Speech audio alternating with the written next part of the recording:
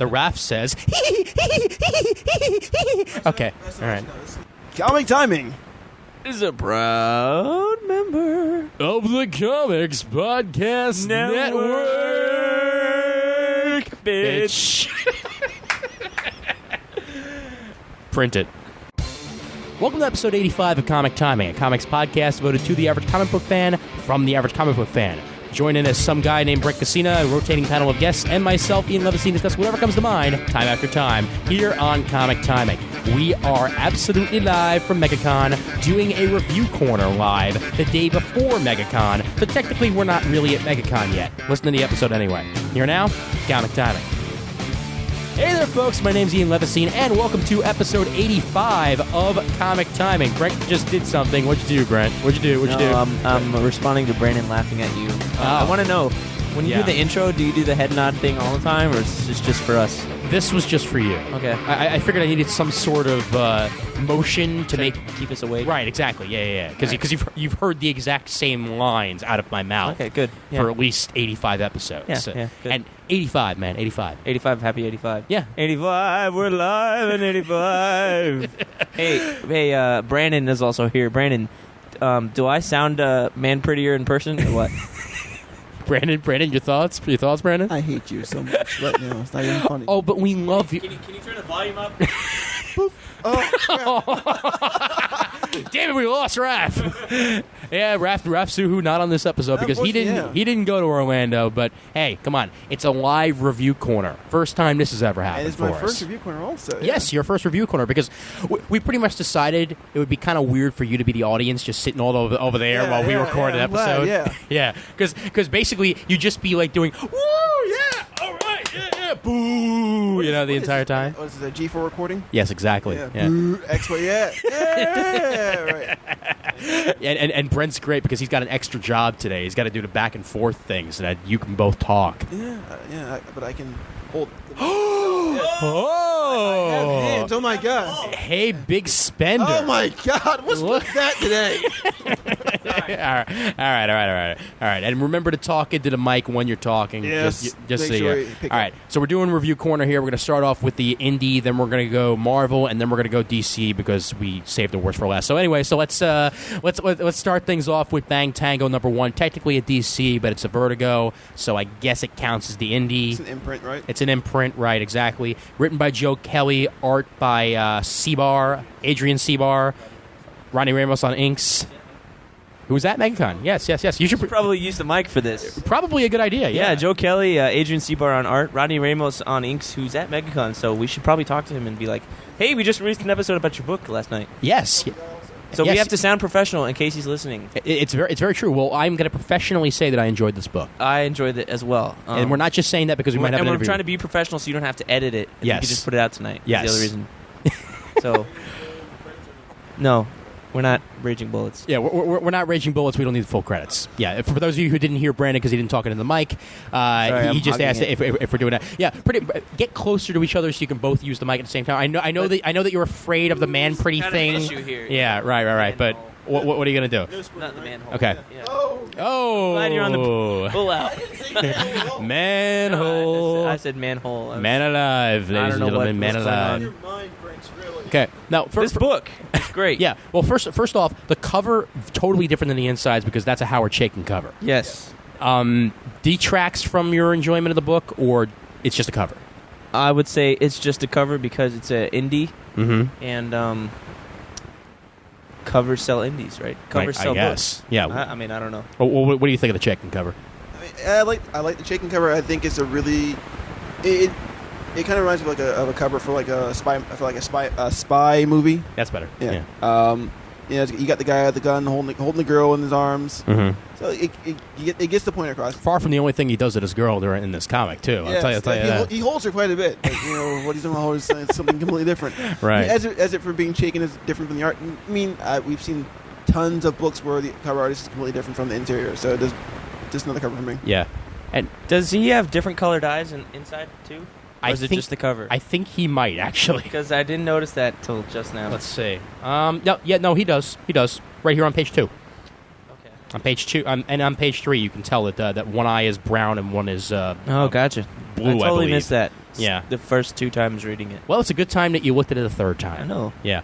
Oh, and is it just me? Brandon and I were talking about this earlier. Howard Chaykin and John Romita Jr. are becoming the same person. And Frank Miller. too. Yeah, because they're all starting to draw like the same faces. You know, when you get to the industry for long enough, you get your style, and you see a lot of styles start to merge together. I think that's really what happens with Chaykin, Miller, and JR. Except for JR doesn't draw around faces anymore. Yeah, that's true. What are you smoking? I would say yes on the Frank Miller reference, but JR, I don't see it. Yeah, you don't see it? No. Considering she has pointy elbows and not square. and her face is a little more circular. That's true. And she's not a mummy either. Yeah. And she's not a mummy either. Yes, that's very true. All right. Well, let's talk about the issue itself. The C-Bar art. Thoughts? I liked it. So did I. It was very pulpy. Trying to think of where I've seen his art before. Anybody? Didn't he do Checkmate for a little bit? Possibly. Probably after... Reyes or Raiz or Saiz. Yes. After Saiz left, Okay. probably issue 24, I think it was. I think. Around there. Maybe. And probably fill until the end, I think. It's a possibility. Yeah, I mean, I've definitely seen his art before. I'm thinking whether it was Manhunter or whether it was Checkmate or something like that. But one of the smaller books at DC that not that many people read. I remember that. The art definitely works here. I liked it. I mean, I wouldn't say that he's on the level of. Why are you getting a beer? Well, he's water. getting a bottle of water. Yeah. I was gonna say you didn't even offer me one. Anyway, moving on. No, I would say that it's pretty good art. Not the best draftsman. I mean, like there that maybe like unsymmetrical a little bit. Yeah, and I kind of like that because it kind of gives it this dancey, energetic vibe. Well, it fits in with the type of art you usually get from a Vertigo book, you know? Yeah. Because not all Vertigo artists are clean wines and everything's clean cut. You know, they got a little bit of an edgy flair to them. I was about to say, it does look a lot like, especially the coloring, like a lot of other Vertigo books. I think with the line work and the coloring working together, it makes it pop a little bit more. It kind of reminds me of, for those who have read Vinyl Underground, I can see a little bit of the Vinyl Underground style. Oh, you just really wanted to bring up Vinyl Underground, didn't you? No, not at all. I'm saying it does. It does remind me of that a lot. Yeah, be very happy you didn't know what was just going on in this room, people. All right. This is an inside joke that's going to stay. I gotta say though, I mean, this is the first indie that we've ever gotten that has the crappiest paper ever. I mean, it's just like the Fables trade and the Y trade paper, but I opened this up and didn't expect it to be on this like thicker newsprint type stuff. I like the thicker paper. It's gives the more of like a good feel of the book, I believe. Well, okay, it doesn't have the glossy sheen compared to the other books. Ian, I was going to call you Indy. Hi, hi, Indy. Compared to the other indie books, give me back my hat. We named the dog Indy. No, but I mean, remember we did the Doctor Who one, and that was on like thick glossy paper. Yeah, which we commented on at the time. Right? Yeah, because I was surprised. Yeah. Hellboy. What was not the manga one? I'm trying to help me out with the next one. What other ones did we do? Fuck, I'm trying to remember.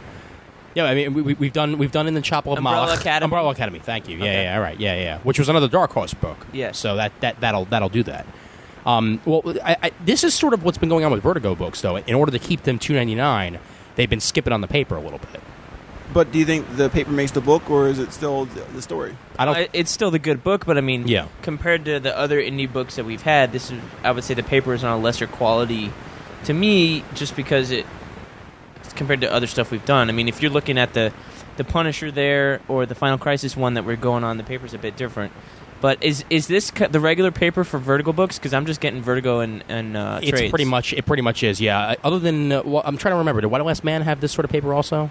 I don't. Because you're picking it up in trades. Okay. Well, what is the paper in the trades like in White Last Man? It's cardstock. Okay. Cardstock paper also. All right. I like cardstock a lot because it reminds me of books when I was a kid. It's when I started picking up issues, it was newspaper print books. Well, this is more like the type of paper that they print Tiny Titans on. Yeah, but it does. It's not when Brent says low quality paper. I don't think he means like low quality paper. It actually is a good thick stock paper though. Yeah, just non-glossy. That's all. Yeah. Well, they were actually. I think they mentioned this on 11 O'Clock Comics too. That like they were talking about pounds of paper, and they didn't bother to go in to explain it. Yeah.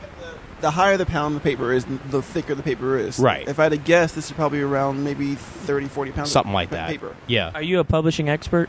No, but I do a lot of writing now. And he plays one on TV. Yes. It's like very my doctor, true. like Neil Patrick Harris. NPH, baby, NPH. But yeah, well, what's interesting about this, though, and one of the comments that I want to make about Vertigo trades, and actually DC in general, is a lot of people have been pissed off about the paper quality of trades lately, that they've been around the same quality as the books, like not actually improving the quality of the trade itself. So I think we're starting to get that out of both Vertigo books and Vertigo trades, that the paper quality doesn't actually improve in the better version, which would be a little weird, like the collected version, which you expect to be a little better quality. Well, I could understand like the Fables and stuff being this same paper that we got here, because you're only paying $12. True. For a trade. I think 14 now, because everything's going up. The last Fables trade that I got, 11 was like it was like 8 issues, and the one before that was like 8 or 9 issues, just to keep it cheap, and it was still like $15 or something like that. Yeah. So I understand that. I mean, when I'm buying a trade, I don't mind this paper. I don't mind it in Fables, but I spoke about the paper just because it was different from the other stuff that we've read so far on Definitely, the show. yeah. Well, hey, and it did keep the price at $2.99, which is a plus. Yeah. Now, Joe Kelly is the writer here. Obviously, most people know him from Deadpool and the work he's done on Spider-Man and stuff like that. According to you, he did a couple of other things, right? I think he also wrote a Robin for a little bit. You know? Maybe for a little bit. We're not quite certain on that, but possibly before Willingham, like right around then. Right before Infinite Crisis stuff. Yeah. And, I mean, Joe Kelly, I mean, he is a very versatile writer. I mean, he's gotten a lot of different types of books over the years. This is one of the first ones I've read of him where he actually curses. So that's a major change for me. Curse, or at least where it's not edited out there. yeah, I know. Well, I'm sure Deadpool had many of the, scribbles and stuff like that in them. But, yeah, I mean, this is a very different style for Joe Kelly, and I like it. It's noirish. I do like it a lot. It's, it really is like a noir. It's, I believe the word is noir. Noir. Noir? Noir. Oh, it is noir? Noir. Okay. Noir? Noir? Noir. Nowhere? It's noir. Okay, all right. It really is like a noir. I mean, you have the whole anti-hero who's, apparently he's got a shady past. And actually I like it because it's kind of a dark... It's a Vertigo book, and it's got a little bit of a darker feel to it. Mm-hmm. And I am glad we actually see a writer like Joe Kelly who does really do a lot of tongue-in-cheek stuff. Yeah. Can just go to town on this. Oh, hell yeah. At the beginning of the book here, there's a dance scene, and I was reading it before the first 2 times and didn't really feel much for the they have the song lyrics printed on the page in the panels and kind of overlapping the panels, and I didn't really think much of it before, and I was just like, why am I bothering to read these song lyrics? But then I realized it's, instead of you just moving from panel to panel really quickly because there's no text on it, the song lyrics are actually making you read the panels longer. Mm-hmm. So I just realized this now, and that's pretty cool. I really like that. Well, that, and I'm noticing here, I mean, again, I've only read this once through all the way because I actually just read it on the way here today. But that's the same girl from later on in the book, isn't it? Right, yeah, I mean, and at the bottom they're peppering in her risque photos and stuff throughout the book that you find out later. Yeah, and the main character of the book, his name is Vincenti, blah, blah, blah, blah, however the hell you pronounce his last name. I'm guessing is Italian. Or at least half. Because Vinny, they call him Vinny. Yeah, because they make that comment later on in the book that he's half and half. Yeah. He's a mutt, as they would say. But yeah, it's funny. I mean, you honestly would not expect someone's career choices to switch from hitman to Tango Star. If he's hitman, mobster, something like that. He's involved in bad business. Definitely, yeah. I mean, concept for you. Did you ever think you'd be reading a book about a con man or whatever, a guy involved with the mob, switching over to Tango? Honestly, no. It's like a John Cusack movie. You see this guy who used to do something else. Now he's completely down on his luck as a tango dancer or trying to work his way to the top again.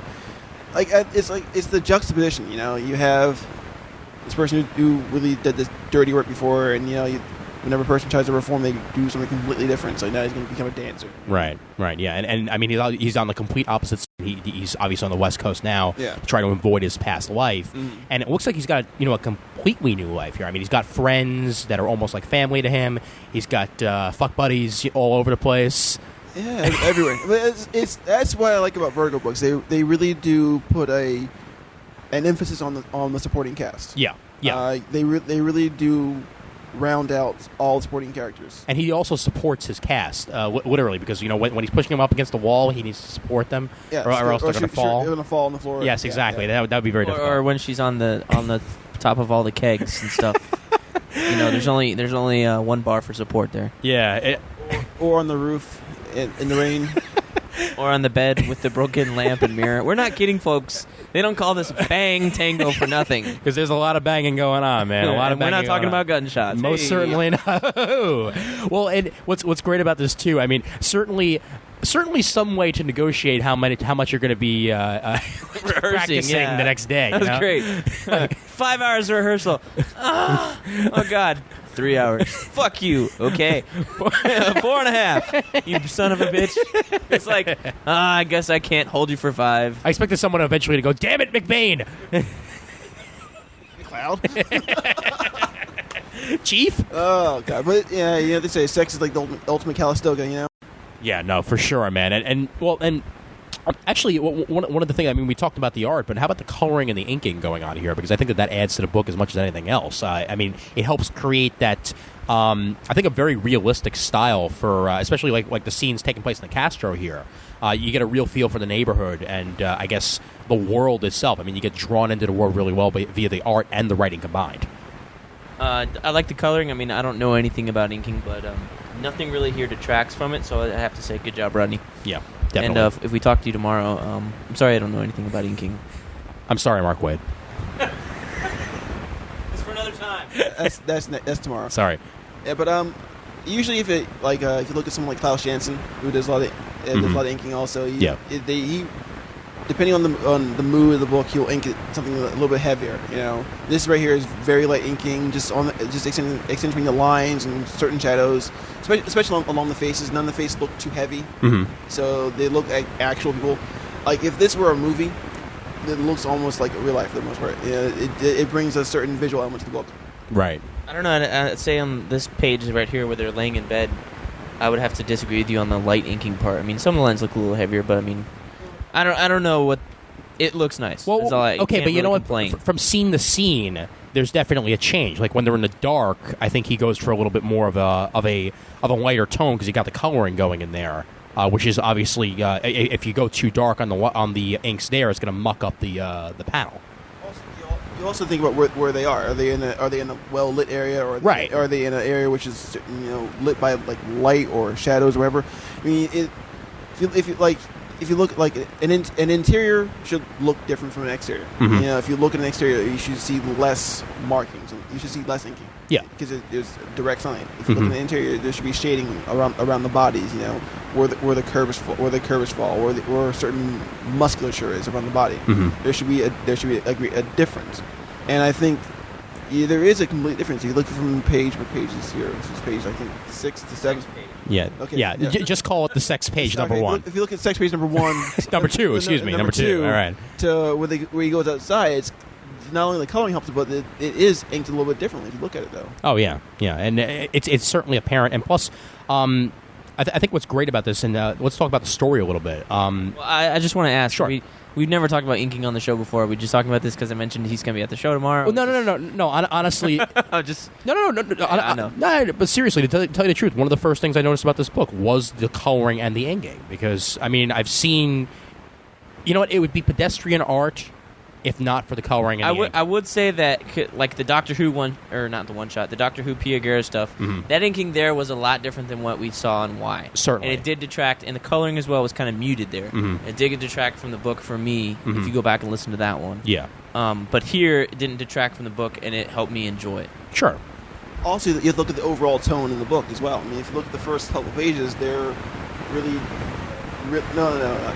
Yeah, they're really gray tone. They're really dark. Sort of almost a Sin City-esque thing going on. Yeah, that's really what noir is. But really, noir means when they say film noir, they mean film dark. Yeah, and it really was a dark setting for that. Then after that, it jumps to the vibrant red. Then you go from the vibrant red to the sex.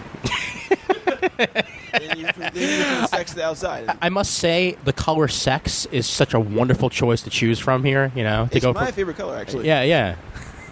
Glad you can count it on 2 hands.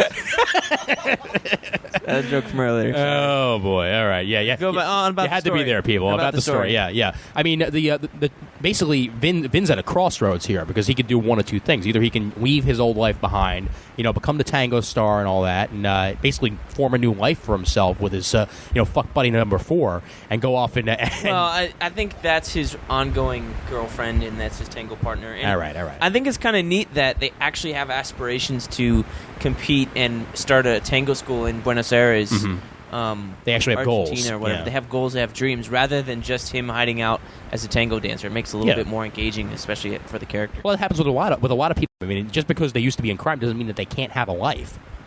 I want to make the best cannolis ever. Really? Yeah, really. That's your goal? Yeah. Wow. Because I was a hitman. That's why. Oh, wow. That's great. Not fried chicken.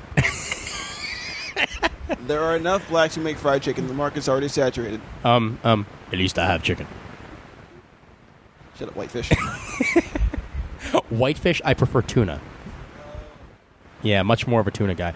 But yeah, okay. But anyway, going back to that, he can do one of two things. Like we said, either he can go on with the rest of his life, or he can quote unquote close a chapter in his old life, while at the same time possibly falling back into old problems. Well, I think that chapter was closed until this girl shows up. Yeah. Well, then he needs to think: are things actually closed, or is there still a little bit of an opening in the crack there? It's like, do you pour salt in the wound to close it up? You think a wound's healed, but is it, that hurts. That seriously hurts. Well, it's true that do you put salt in the wound to close it up? Mm-hmm. Or is it do you leave it open to heal that way? Because if you leave it open to heal that way, it's going to fester, or it can open up again. Yeah, and I mean this is a former girlfriend of his, obviously, or a fling, or a fling. Yeah, or black cat, tawdry sex slut.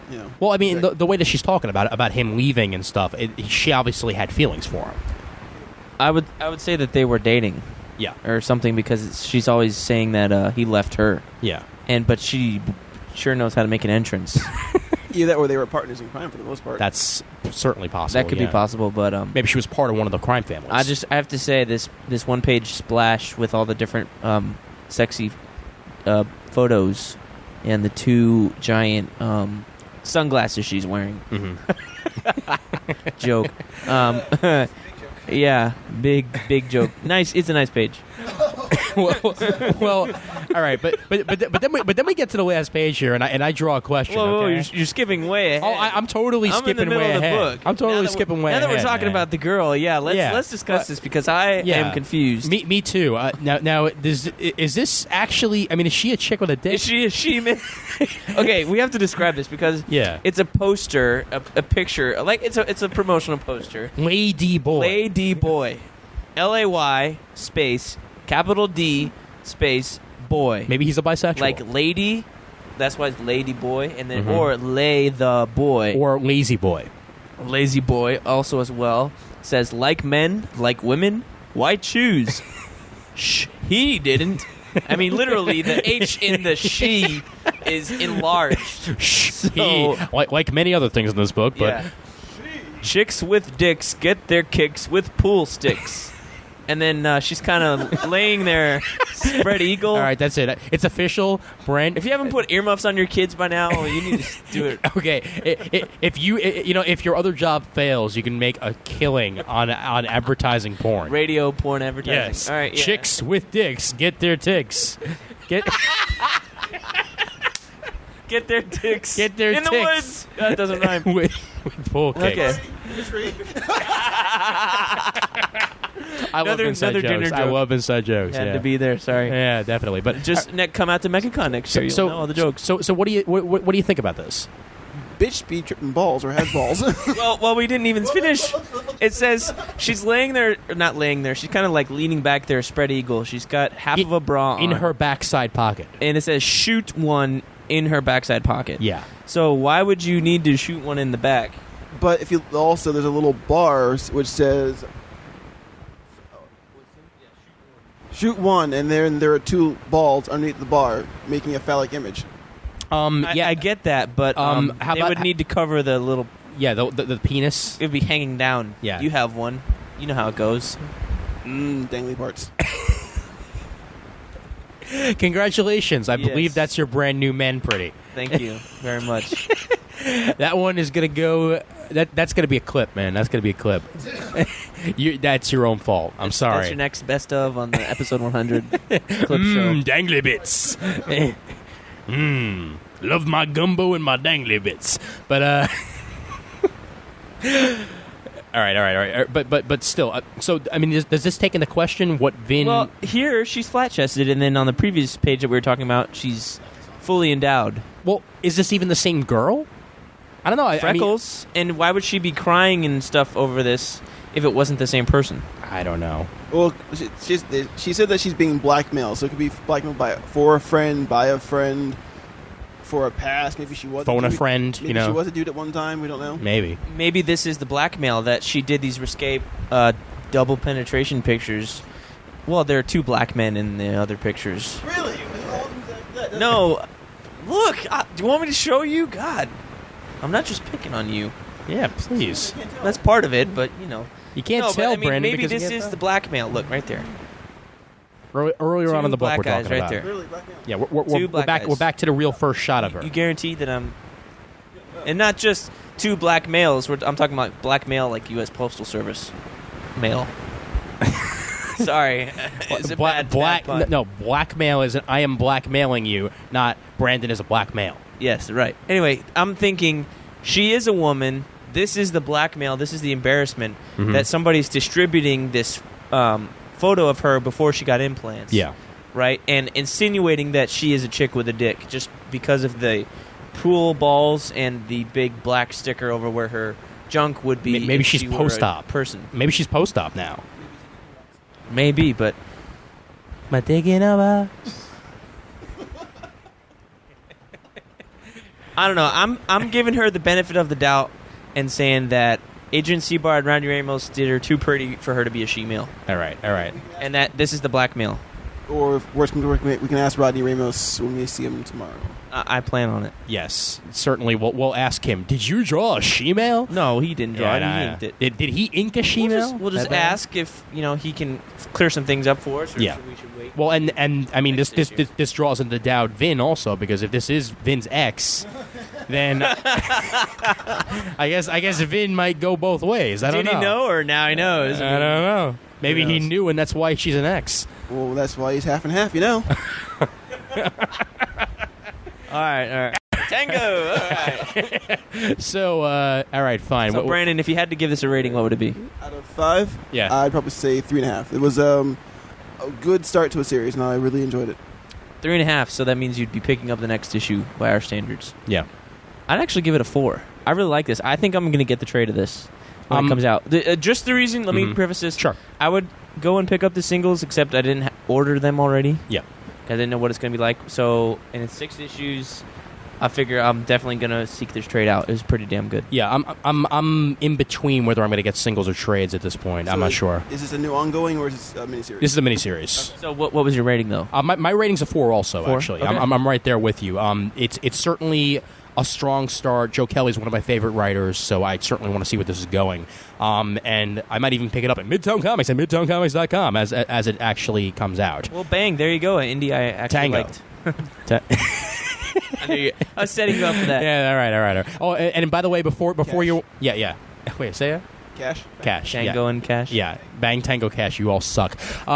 So, yeah, this is the 5th episode coming out this month, by the way. That's why there's no Heroes Corner ad and all that. However, check it out, heroescorner.com. All your discounts, CT Rocks, code 5%, all that. I don't want to first give you guys the books of the month when you only got 5 more days left to do this shit. So, yeah, that's basically where I am at this point. No, they don't.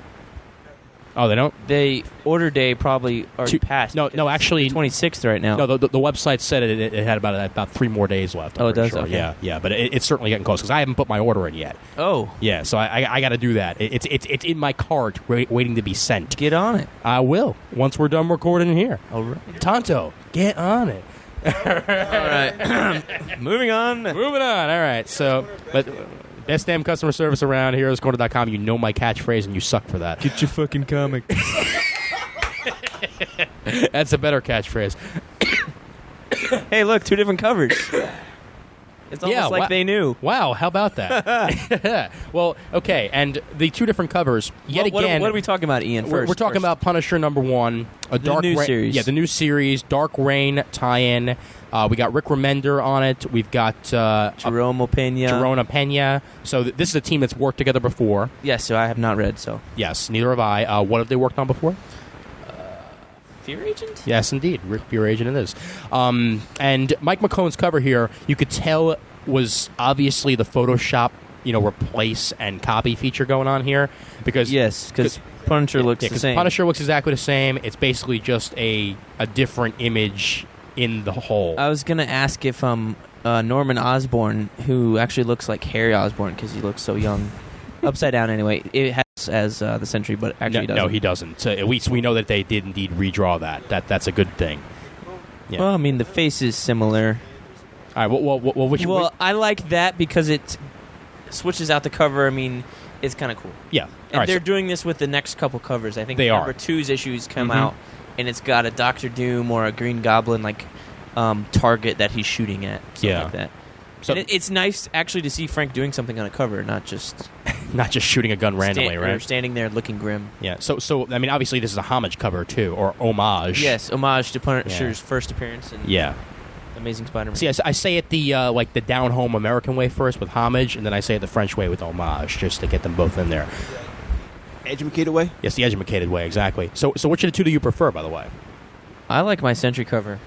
I like my Norman Osborn cover. I mean, I don't know. They're pretty much the same covers. You know what I mean? Yeah, I know. Well, it depends on which character you like better. He's crazy, but in an awesome way. He's crazy in a whiny way. So I'm going to go with Norman Osborn. Well, I kind of like how the cover says, his mission, kill Norman Osborn, but first he must contend with the Sentry. And the Sentry's right there on the cover, whereas yours is not. Yeah, I know. But then I guess it says, kill Norman Osborn, and he's got Norman Osborn in his crosshair, so it makes sense either way. But the Sentry text is bigger. But it's the first thing you read is Norman Osborn. It's a variant for a reason. Get thee to a nunnery. Okay, they're Hamlets. Oh, yours is the variant edition. Yes, mine is the variant edition. But watch variant edition when it comes out. Yeah, good times. So anyway, to quote Jenny and Chris from Amazing Podcast, facepalm. Yes, thank you. And Travis will be here tomorrow, and he'll be part of the MegaCon wrap up and all that jazz. Raph is not here. Stop it.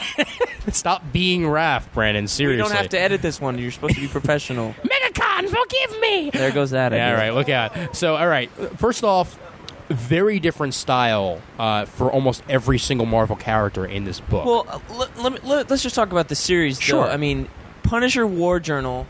which was Matt Fraction. But Rick Remender was helping out for the last couple issues. Yes. So my question is, I was reading Punisher War Journal. I was thoroughly enjoying it. Did we need a relaunch or reboot just for Dark Reign? I think so.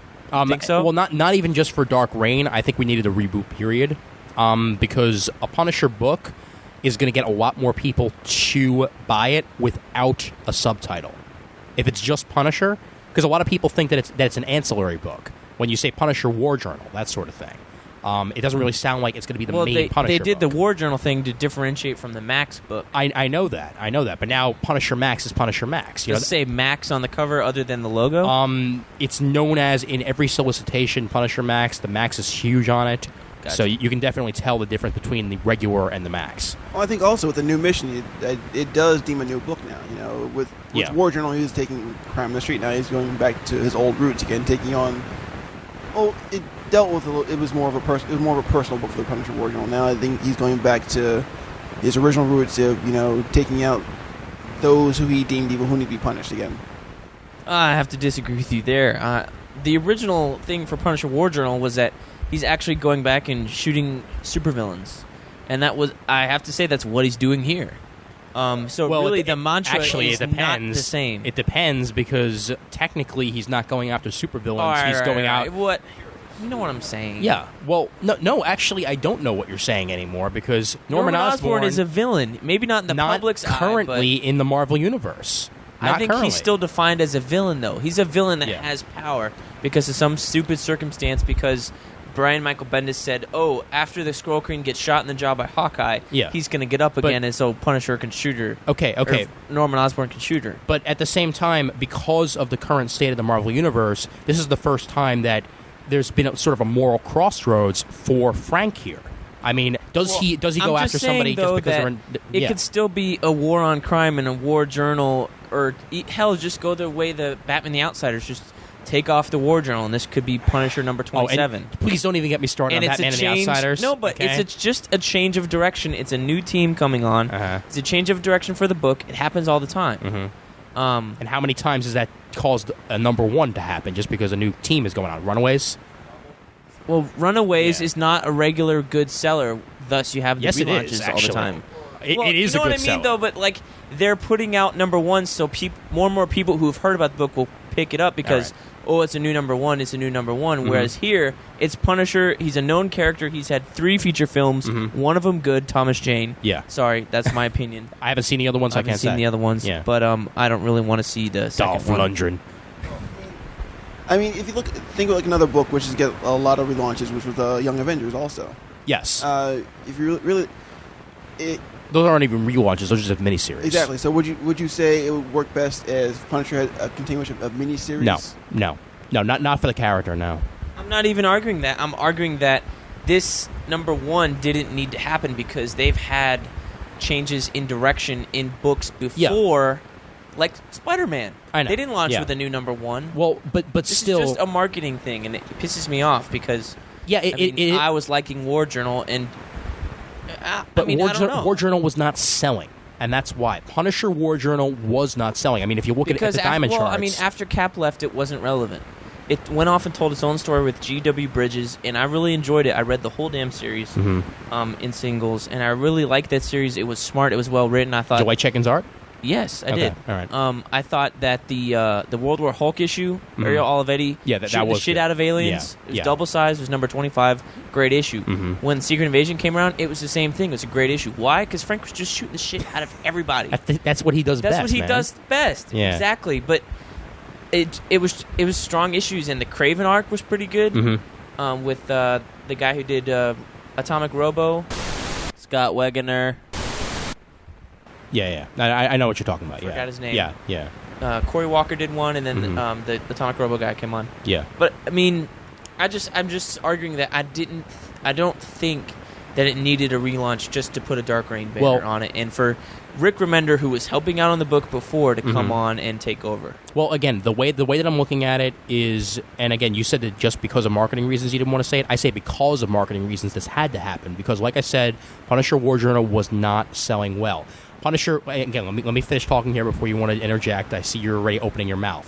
Weird how that happens in person. I know, right? So, yeah, and specifically, again, getting rid of the War Journal, I think, does help, because just calling it Punisher, knowing that this is the main Punisher book to read, helps out, and making it a number 1, I think, was a necessary thing to do here. It's like Invincible Iron Man and Iron Man Agent of S.H.I.E.L.D. Yes. You know, people will jump onto Invincible Iron Man because they think that's the main book. And yes. Agent of S.H.I.E.L.D. Yeah, your mouth is here, by the way, just so you know. Your mouth is here. Yeah. I don't know, bite the mic, though, that's why. Yeah, I know, but you can hold it like that so the mic can actually pick you up. Yeah. There you go. Just imagine you're a rapper or you're gay, okay? I would a gay rapper. Even better. Like from the Boondocks? Yeah, all right. But I mean, like, excuse me. More people are apt to read a book without a subtitle to it.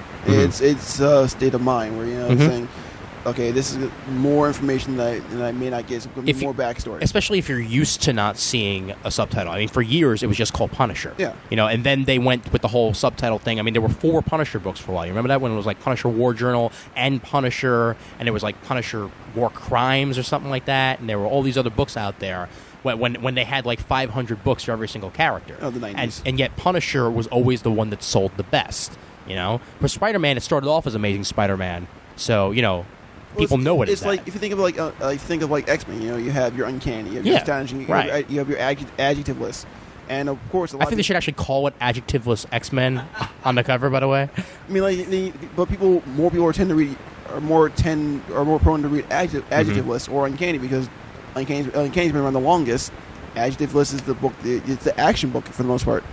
It's X-Men Legacy now. It's not been adjectiveless. Yeah, because it's had an adjective for a while now. Yeah.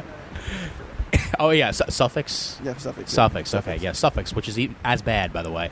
But okay, anyway, let's talk about the book itself and stop talking about marketing. All right. All right. I'm just saying. Because War Journal ended, I read this book and I don't feel like I have to continue on. Whereas if this were Punisher War Journal 27, come on, man. I liked it, but I mean, if you liked it, why the hell wouldn't you think? A clean jumping off point, though. Listen to this. Just listen to me. All right. It gave me a clean jumping off point. It said Punisher War Journal story is over because we're launching a new book in a new direction.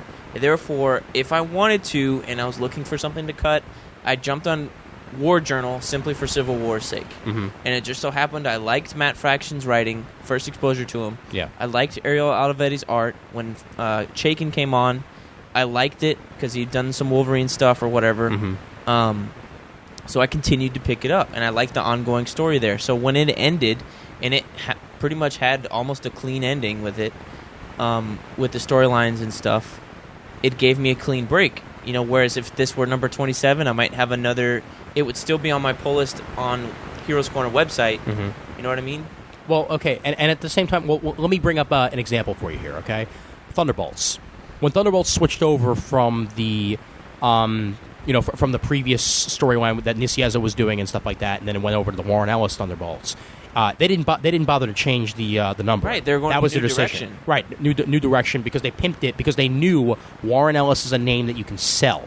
They didn't need a number one in order to sell more issues because people knew this is the first Warren Ellis book and you can do stuff like that. A name like Rick Remender, while it might be familiar, I don't think is enough to say, hey, new writer, new story arc, buy a book, brand new concept, still Punisher War Journal. Would not have worked. It's like, say we cross over, it's like a DC book, say you put Jeff Johns in the book. You don't have to market it saying, oh, it's going to be new number one. As opposed to like you put someone like, another ancillary writer from DC, like Bedard. Yeah, Tony Bedard, exactly. If you put him on, you might have to start over with a new number one to get interest in it. Yeah, sure. Yeah, and that's the way you go. But they didn't do that when Bedard and McKeever and the other new writer that was on Countdown jumped on Teen Titans. They've all been on it. You know what I mean? But yeah. Well, okay. I don't know. There are other examples where the books continued to sell. And War Journal, you're right, was not selling, so it may not be the best example. Okay, well, okay. But for me, I would have kept on picking up had it been War Journal. All right. Well, Simple as that. So you don't think you're going to pick up Punisher number 2? No. No? Okay. I liked it, but it doesn't... What if I hand it to you and you like it and you want to pick it up because you liked it and you... Because it's in the other room right now. Okay. I mean, seriously, I can hand it to you right now. All right, well, I may read it. After you're done reading it, if you want to pick up number 3 after that, I guess there you go. But I guess that's like feeding a crack addict crack and then telling him he needs to buy his own crack after that. But, hey, that... You're right, you Jones in there, Brandon? You're right? The other thing, though, with this issue, getting into the story, do you need a moment for yourself? Getting into the story, though, I mean, just on a first issue alone, this issue, I liked it. It was action. Yeah, which is what a Punisher story should be. Nothing else happened, though. Which is why I didn't jump on and go get the second issue on from a local comic book shop when it came out. Because there wasn't enough to hook me in the story in this issue. Even though it was good and there was a lot of action happening, there wasn't enough story other than, I must kill Norman Osborn for unsaid reasons. Yeah. That made me say, well, not just go unsaid get number reasons. 2. Not just unsaid reasons. I know Norman the reasons fucking why. Osborn. That's he knows why. his fucking Norman Osborn is a fucking jerk and nut job. Yeah. That's why. But I mean, there's no plot in here, really. Okay. You know what I mean? It's just straight up action. And you would say, well, the plot is, he's shooting Norman Osborn, and essentially he's working for Norman Osborn now and stops him, fight ensues. Well, I would say that actually, no, the plot is he gets helped by a mysterious benefactor, and we got to find out who the hell that is in the next issue. That's the plot. He's going after Norman like he always does. He's a Punisher. That's what he does. But when all of a sudden he's being helped out by random stranger that we don't know who the hell it is, I'm intrigued enough to go and pick it up. Just at the very end of the issue, though. Yes, and that's what... Not consistently throughout. Yeah. But to me, though, that random stranger is not enough to go get number 2. All right. That's just the hook, though. That's just the hook to bring you back, saying, okay, look, this person got Frank out of situation A. Yeah. And you at the very end of the book, you see Frank pass out, and says, "But I think he says you're welcome to him." You know, you continue next issue to read what happens. But I think the whole crux of the issue or the whole plot actually happens within that first page, and you know, you're reading the thought bubble. I guess you can call it a thought bubble, or narration by Frank. It says, "In war, there are no rules. You know, 200 years ago, the British learned this fact the hard way, courtesy of a bunch of guys who picked up their guns and ran in the bush and spanked their pale, tea-drinking asses." You know, I think a lot of times, especially in the Punisher, you have to take conventionality away from the book. Yeah. You can't be... He's the Punisher. Right. You know, he's known for doing things over the top. I mean, what power does he have? He punishes people. I agree that a Punisher book is not going to have as much plot as another book like Batman's a detective book. Punisher is going to be I shoot people. They tried I recognize that. Yeah, I mean, you remember when they tried to do the mystical shit in Punisher back in the 90s? That was messed up. No, I don't. Yeah, no, there was a time there when he was like a what was he, like a almost like a Ghost Rider type thing where his soul came back from hell or something like that? I think he was being condemned for stuff he did. Something like that, yeah. He had tone for it. I mean, like, Punisher should really be called Shit Blows Up Monthly. It really should. Well, I mean, if they had to resort to that in the 90s, maybe it's the difference between the Punisher being a strong character or somebody who really can't carry his own book and storylines throughout if you're going to do superhero stuff. I mean, I recognize that they've had Punisher Max over a time, but they're doing they found something that sticks here. Maybe this would be better as a maxi series or a mini series, just 12 issues. I don't know. I'm saying my point though is obviously the conventional crime stories for Punisher works.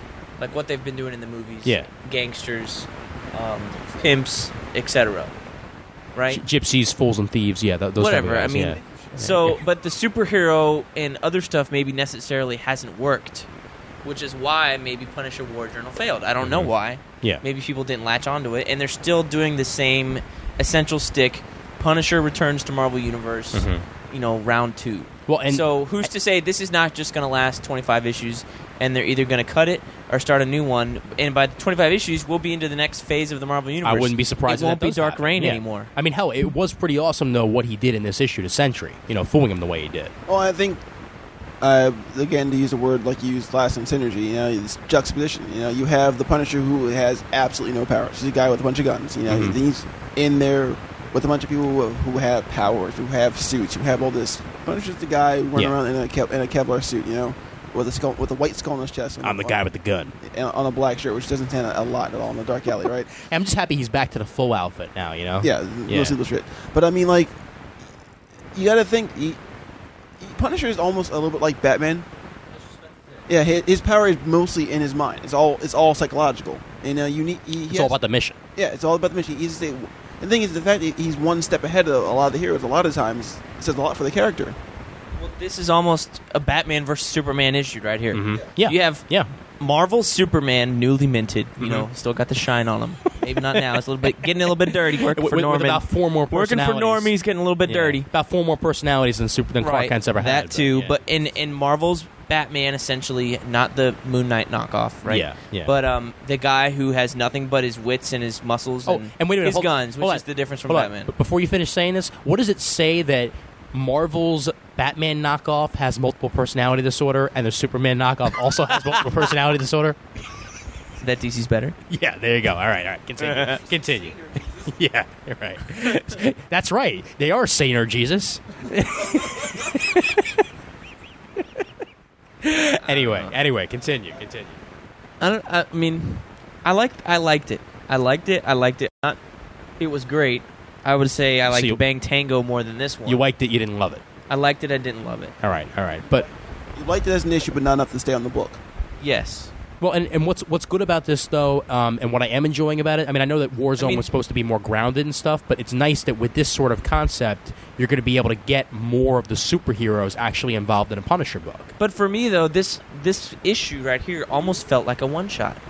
Because, or pretty much self-contained, and maybe that was part of my problem. Yeah. Is that he starts off with Norman Osborn, has a fight with Sentry, and then basically loses Sentry and ends right there. It's not... The cliffhanger is not Sentry standing over him, I found you. It's basically the fight with Sentry is over for now. Yeah. And there's some mysterious benefactor, but that's not enough to get me to the next issue. Until next Tuesday when he tries again. I mean, it's like make a comparison to DC again, but it's like when Paul Dini writes Detective, it's a detective book for Batman, right? Mm-hmm. And then you have Grant Morrison, that's the more superhero-y book, right? Yeah. So if they were to make this along with Punisher War Journal and have Punisher War Journal be the ancillary title, yeah, but he cannot carry 2 books in this climate. Punisher. Well, no. Punisher Max is totally different though. It's a totally different story. Yeah, but it's a different Punisher. All right. But I think Punisher actually can carry 2 books. Mm-hmm. Honestly, there's enough fan base for him. So one book will drop off here and there. That's why you have to have the Punisher. You have to have a story which will kind of balance out between the both of them, though, to have the readership go from one to the other. Is there enough Punisher fan base, though? I mean, obviously, there wasn't enough Punisher fan base to rally about, Thomas Jane not coming back to the second Punisher movie. Well, no. Obviously, a lot of people didn't like him. That was a crappy script. That was a crappy script. Yeah. I know a lot of people didn't like Thomas Jane in that Punisher movie. I thought he was good. Yeah. But, I mean, how well did that Punisher movie do? How big is the Punisher fan base, really? Not nearly as big as other characters in the Marvel Because if you look at the sales of the Max book, I guarantee you they won't be as much as this number 1. Mm-hmm. Well, the movie all boils down to marketing, if you really think about it. I mean, this was, I think the Punisher War Journal movie was actually the 3rd movie done for the Marvel Universe line. Mm-hmm. And it really wasn't marketed as much as, say, Punisher. Not even close. Punisher 1. Well, they knew what they had. That's why they knew what they had. They thought they can probably capture lightning bottle again. Yeah. I mean, for the most part, I think Punisher 1 either made bank or barely made. I'm sorry. Or you can make a sequel if you don't make bank for a movie. Also, I mean, it's depending upon the studio. I mean, Fantastic Four barely made bank. Yeah. And it got Fantastic Four 2. Exactly. Yeah. But I mean, like. Say it, damn it. Which Fantastic Four 2 was a lot better. Not that they can hear me. Yeah. But I mean, like, damn it, I lost my point. Thank you. All right, no, the bank. Oh yeah, I mean, money. It's all about marketing. I believe if Marvel were to hype up War Journal or to hype up this book, saying this is going to be the killer book of the year, they would have the fan base turn out again. I mean, movies and comic books are marketed for completely different audiences. Sure. I mean, if you think about it, you have to market a movie for a massive audience, and a lot of times they'll do things where the fans will utterly reject it or utterly hate it. And with a comic book, you know your fan base. If you can pander to your fan base, you can have a successful book. That's why I think a writer like Matt Fraction is a good example. Yeah. He panders to his fan base. He knows what they want, and he gives them what they want. Sure. I mean, that's what he's done with Iron Man. That's what he's done with Uncanny as a co-writer. Exactly. He's done everything. Yeah. I mean, if you look at his order, also his order was it started off kind of slow. It was a little bit of an introspective book. Actually, his order was originally number 7, but they were out of fried rice. Right. Yeah. But I mean, it picked up real quick, and it became that slam bam book. Mm-hmm. I think. With the way this book starts off with the Punisher, you have Punisher taking on the Sentry. They freaking shoots him in the neck, even though it won't hurt him, just to distract him so he can drop him. Then pulls the ass on him. Even though he knows that won't kill him, it won't even mess up his hair. It'll still slow him down. It slow him down. That's what I think. This could be that action movie every week. All right. But let's ask the important question. Actually, after Brent talks, go ahead, Brent. What were you gonna say? No, you should ask that because I'm just gonna point out that. There were only 3 ads in this 22 pages of story. This is a $3.99 book. Well, I was just gonna get there. Okay, it's a $3.99 book. There are only 3 ads in the story. Are they house ads or are they ad ads? 2 of them are house ads. The other one's for Joe Kubert School. Okay. And then the back of the book. I mean, the story almost ends 2 pages after the staple. Yeah. The back of the book is like the Punisher saga. Mm-hmm. Well, that's what I was going to ask. And it's the Ohatmu of Punisher. Is this necessary? I mean, again, we're talking about a number 1 here, so of course Marvel's going to charge $3.99. You would fully expect, and I'm sick and tired of this bullshit, where they give us a book, they give us a number 1 where it's $3.99, where it's supposed to be a very special issue, like an issue. It's not 500. Even double size. It's not even double size, right? Exactly. And I mean, we're getting ancillary material that we don't fucking need in the book. And, I mean, what the hell? Why would we be picking up a Punisher book if we didn't know his history? And then also, I bet you 6 months down the fucking line, the saga will be free. Yes. They'll give you one for Comic Book Day. Mm-hmm. Yeah, Daredevil Saga. You know? Free Comic Book Day. Yeah. Secret Invasion Saga. Mm-hmm. Free Comic Book Day. Yep. Mm-hmm. I tell you, I bet you right now on May War of Kings Saga. Yeah. May 2nd. I tell you right now, that's Saturday. Right here, free. This is gonna be a free Comic Book Day giveaway. Definitely. If you're gonna make it a free Comic Book giveaway, don't put it in the fucking book. Honestly, I know. We're gonna get it anyway. We're gonna read it no matter what. I like how we've all just developed the word "fuck" like all of a sudden after I said it one time. But anyway, yeah. I mean, like it pisses me off that that we get a book of 22 pages story, 3 pages ad, and we have what is it? 8 or 10 pages of consecutive saga. Yeah, and then they put the preview for Agents of Atlas in there. Yeah. I would give me. It's 11. 11. Wait, 12, 13, 14 pages of Punisher Saga. Yeah, give me 14 more pages of story. And he doesn't have that much history. And the 14 pages they put in there, they put in stuff that no one would ever want to know about Punisher. They put in the 80s and bullshit. Yeah, there's a lot of stuff in here that I did not read this the first time through, the Punisher Saga. Yeah. When I read it the second time last week, thinking we were going to record, I did actually read through it a little bit, but I got bored really quickly. Yeah. Because, Punisher faces off against Doombots. Like, really, is that a necessary story to tell? This is my whole point. Punisher doesn't have necessary classic stories. They didn't even mention the Marvel Knights Punisher in here. They don't mention what happened in Civil War barely. They don't mention what happens in Secret Invasion barely. They didn't even mention what happened in his last book. Yeah, War Journal gets 2 paragraphs in this 14-page thing. Yeah.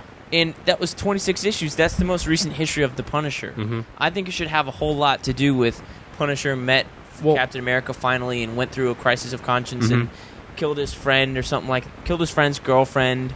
He eventually went nuts. I mean, that was what I liked about Punisher War Journal.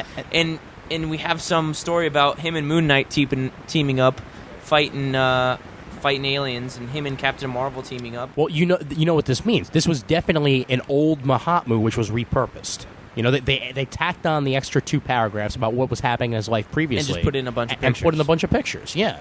I mean, that's not even close to the sort of thing we should be getting. I mean, if anything, commission a freaking backup and put that in the book. Thank you. Exactly. Origin Omens is 8 pages of extra story? Pretty much. And you get an actual full story there. You get a beginning, a middle, by the actual writers of the book. Right. And you get a little bit of introspective of what's going to happen in Darkest Night, in Blackest Night. I mean, if you're going to give us 14 pages of filler for the most part, either 7 more pages of story and 7-page filler. I was shocked when I read this, to tell you the truth. I mean, when I got to that last page, I was like, okay, what now? And then I turned to the next page and I see it's Punisher Saga. I'm like, why did I pay $3.99 for this book? I mean, I bet you tomorrow we'll get a Saga for free also. Probably, yeah. You didn't pay $3.99. You paid cheaper for it. At HeroesCorner.com. Yes. All right, but what I will say, with these Saga books, especially the character ones, like the Daredevil one has it, the Punisher one has this, I like this reading chronology page. Yes, that is good. It tells you the trades, and basically what order to read them. Punisher. This is all you needed, though. This was all you needed. You did not need the rest of the saga. I know you don't need the saga to understand the Punisher, but I'm saying if you read this and said, I want to read more Punisher, this gives you a place to go. Well, that's what I'm saying. That's the one page that should have been in there. This needs, I agree, and I'm commending Marvel for this because they put it in the Daredevil saga, but I think they should put these things in books more often. Oh, sure. Not the number ones and not the sagas. Just put them in Put there. it in the anniversary issues. Yeah. Hey, we've had 5 trades since the last Agents of Atlas, you put that shit in there, you let them know everywhere Agents of Atlas have been, you know? But another thing about the saga thing is, I mean, with the Daredevil saga, it didn't start off saying, "Oh, Matt Murdock was a son of a boxer," and his guy. No, it started off with his most current. Matt Murdock's father was a Seminole boxer, not him. No, Matt Murdock was a son of a boxer. No, son of a boxer. Yeah, Matt Murdock's father was a boxer, not Matt Murdock. Yeah, Matt Murdock was a son of a boxer. That's what I thought you said Seminole boxer. Ooh, okay, yeah. Florida joke. FSU sucks. Go Gators. Seminole every single time you said that. I don't know why. I heard Seminole. Yeah. Okay. Good. Anyway, not in that sense. So, Brendan, you were saying. I mean, it starts off with his most recent history. I think it talked about how he got married again, and how his life was completely shit all after that. That's what I liked about the saga. Oh, please don't. I mean, I think Marvel is just really wasting their time by putting the sagas in in this book. Yeah.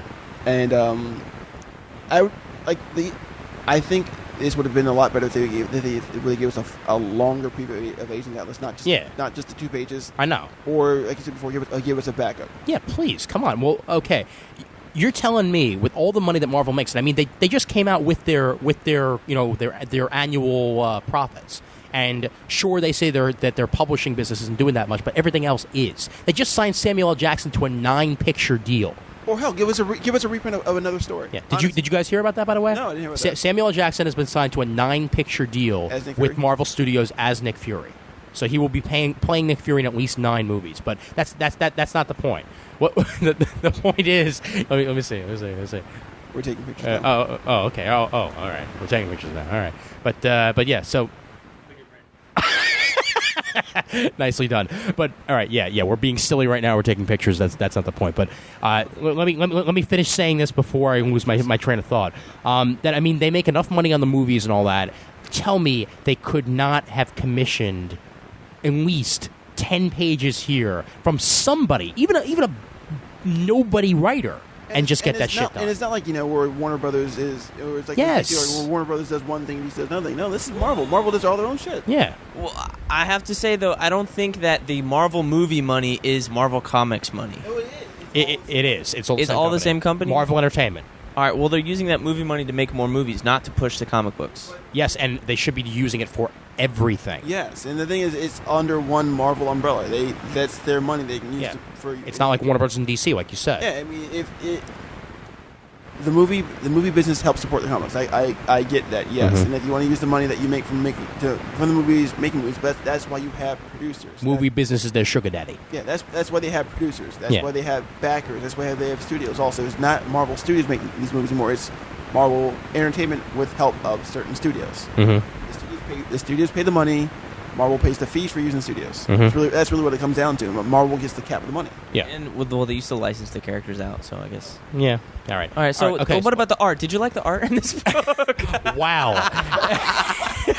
Let's actually get back to talking about the book and not the necessity of it. The email address for Comic Timing is. I enjoyed the book a lot. I enjoyed that Sentry actually looked scary for the first time. Yeah, and did shit, which is great. And Norman Osborn, even though he didn't look like Tommy Lee Jones like he does in Dark Avengers, I mean, it's still... looks weird enough that he does kind of look like what he does in Dark Avengers. Yeah, I know, yeah. So, I mean, I liked it. It was sort of like a cross between... Wait, I'm sorry, is this picture right here, yeah. It's after Frank jumps out of the building and he's chaining himself. I do have my own copy. I can look at it myself. Well, I'm talking... Okay, I'm all talking right. Brandon. All right. Right next to me. Okay, all right. This shot right here on the right-hand side of the Sentry... Does that look like maybe he's getting sucked off or something? That's kind of like his face. I hate it's you Greg all. Land, right? He's aping Greg Land. Oh my god! Instead of female porn, this is quite possibly the worst homoerotic, and at the fact this is the worst turn a Comic Timing episode has ever gone. Yellow skin tight uniform. I'm sorry, folks. This is the final episode of Comic Timing with holes like close to where the nipples are. So anyway, it's like looking at an Abercrombie bag. Yes. Why do I like these people? I mean, why do I associate with these people? I don't understand. But okay, all right. We let you, or not we. I give you a reason to come down to Florida once a year. Point well taken. But all right, let me talk about the art a little bit. Can I do that without talking about being sucked off? Ahead, Thank you. Ahead. All right, good. Shut up. Okay, so I think the art is like sort of like a cross between Lionel Francis Yu and even a little bit of Chaykin in there. Yes. I will agree with you there. Yeah, like I mean, being fans of them both, yes. Yeah, because it's not quite. Well, again, it's sort of like more of the gritty style that we saw in Bang Tango a little bit. More of a noir style thing going on. I would say Bang Tango stuff was a little bit more cleaner. All right, as there's not, this has not as many hatch lines. Amount of hatch lines. Yeah.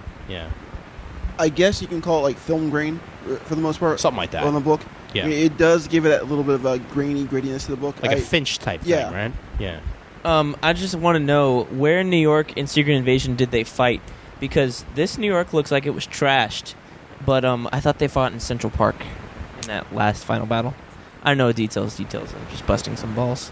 Yeah, I know that. Yeah. I mean, the big scroll invasion happens in Times Square. Is that where this is supposed to be? But this looks like a bombed out. No, it looks like Times Square. It has the 2 Avenue streets. I see it on TRL all the time. Come on. Wait, hold on. Actually, Come on, New Yorker. That's Times Square. That's Times Square. Yeah, but it wasn't that bad in the Secret Invasion book. This looks like it was bombed out like fucking Hiroshima. Don't forget Baxter Building's in Times Square. Isn't that near Times Square also? And yeah, you're right. And that, yes. that shit blew up good. That's true. Just the top of it, though. Just the top of it. Just the tip. The rest of it is better. Just the tip. I didn't put everything in. Just the tip. All right. So we thought the writing was great, not awesome. We thought good, not great. We thought the art was good. What do you rate the book? I really like Jerome Opeña's art. I'll say so do I. Very suiting for a Punisher book. I'll certainly say that. Yes, he's somebody I'm going to seek out more. I think now that I've been exposed. Another thing, yet again, the coloring in the ink was good. To go back to my film analogies for so far, I think if Bang Tango was like an action film, this is like an indie film for the most part. Okay, it has like that real.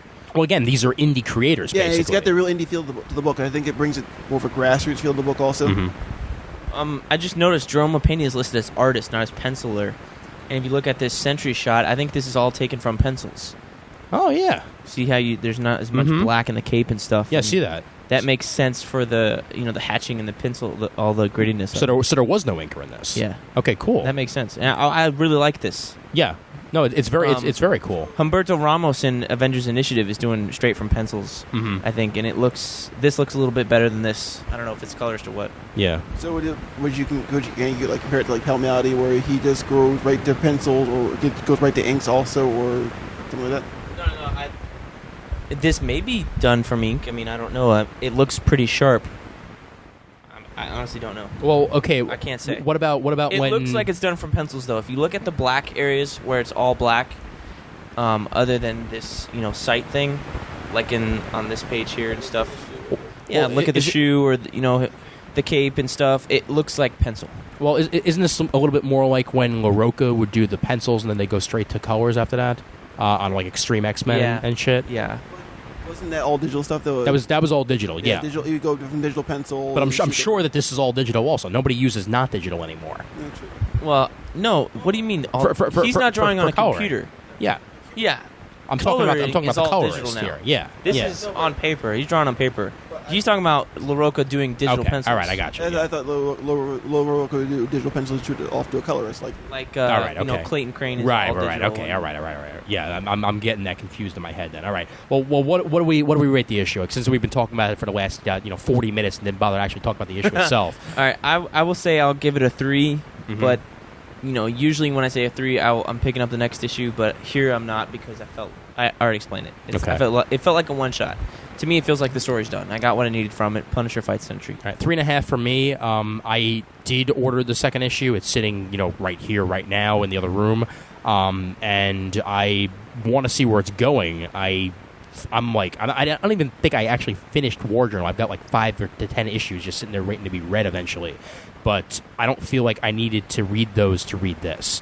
You get what I'm saying? I mean, this is definitely a new story that I'm sort of looking forward to here because I like Remender, so that's where I am. And to quote Epic Man, 3.25 stars. Yes! Are you going to pick up more? Honestly, I don't know. I mean, my Marvel buying habits have been hit sporadic really lately, and it's more because I've been forgetting which books are coming out and when they come out.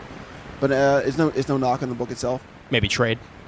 Probably a trade. Okay. I mean, I have friends at work who are big Punisher fans, so I can say, "Oh, hey, read this, see if you like it, see if you like it." Use him as a gauge, I guess. Okay. Now, before we talk about Final Crisis number 7, it's the Final Crisis. Yeah. Before we talk about Final Crisis number 7, I must grab the beers. Spoilers. Does anybody have a bottle opener? They're twist off. They're twist off. I forgot it. Yeah. All right. Okay. All right. Now, everybody, again, before we talk about Final Crisis number 7, this is a live show. This is totally a live show. On 3, 1, 2, 3. Okay. Now, everybody take their first sip. All right. Okay. All right. We have to be drunk to read this. Remember, Sean Whalen. We're not chugging. Everybody. Okay. All right. Oh God! Clarity. Oh my God! It makes sense. Clarity. Awesome. Oh, my God. Oh, Wow. That's a reference to the DC wrap-up, episode 84, when I argued with Sean Whalen. Stop laughing. It ain't gonna happen. I basically told him I thought you had to be drunk to understand Final Crisis. And at that point, 7 had not come out yet. Yeah. Was I right or what? You were really fucking right, dude. All right, I'm sorry, okay? Okay, by this time, we'll preface it. By this time, you've all listened to reviews of Final Crisis Please. on every other podcast. Yes. I realize that. I would say if you didn't understand it, what's going on, go to Comic Geek Speak and download Murd Goes Over, Final Crisis number 7, and Panel by Superman panel. Beyond 2. Yeah. It is great, panel by panel. I had the books in front of me when I listened to that. It cleared up a lot of shit. Okay. But, however, I'm still confused. I've listened to CGS explain it. I've listened to 11 O'Clock Comics explain it.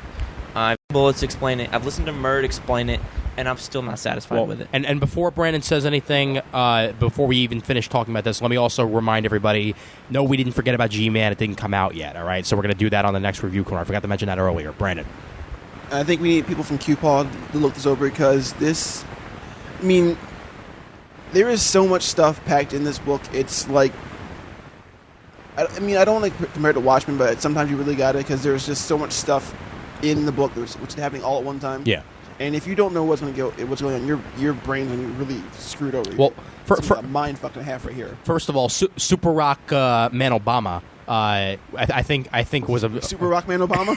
yeah, Super Rock Man Obama. I mean, I'm sure that they're not going to say that was a nod to him or something like that, but it totally was, dude. But that's a nice Jericho. It's nice, and I like the gold and the red there. Well, actually, it's nice. Well, if we go back to what Murdo said, I believe this is a nod.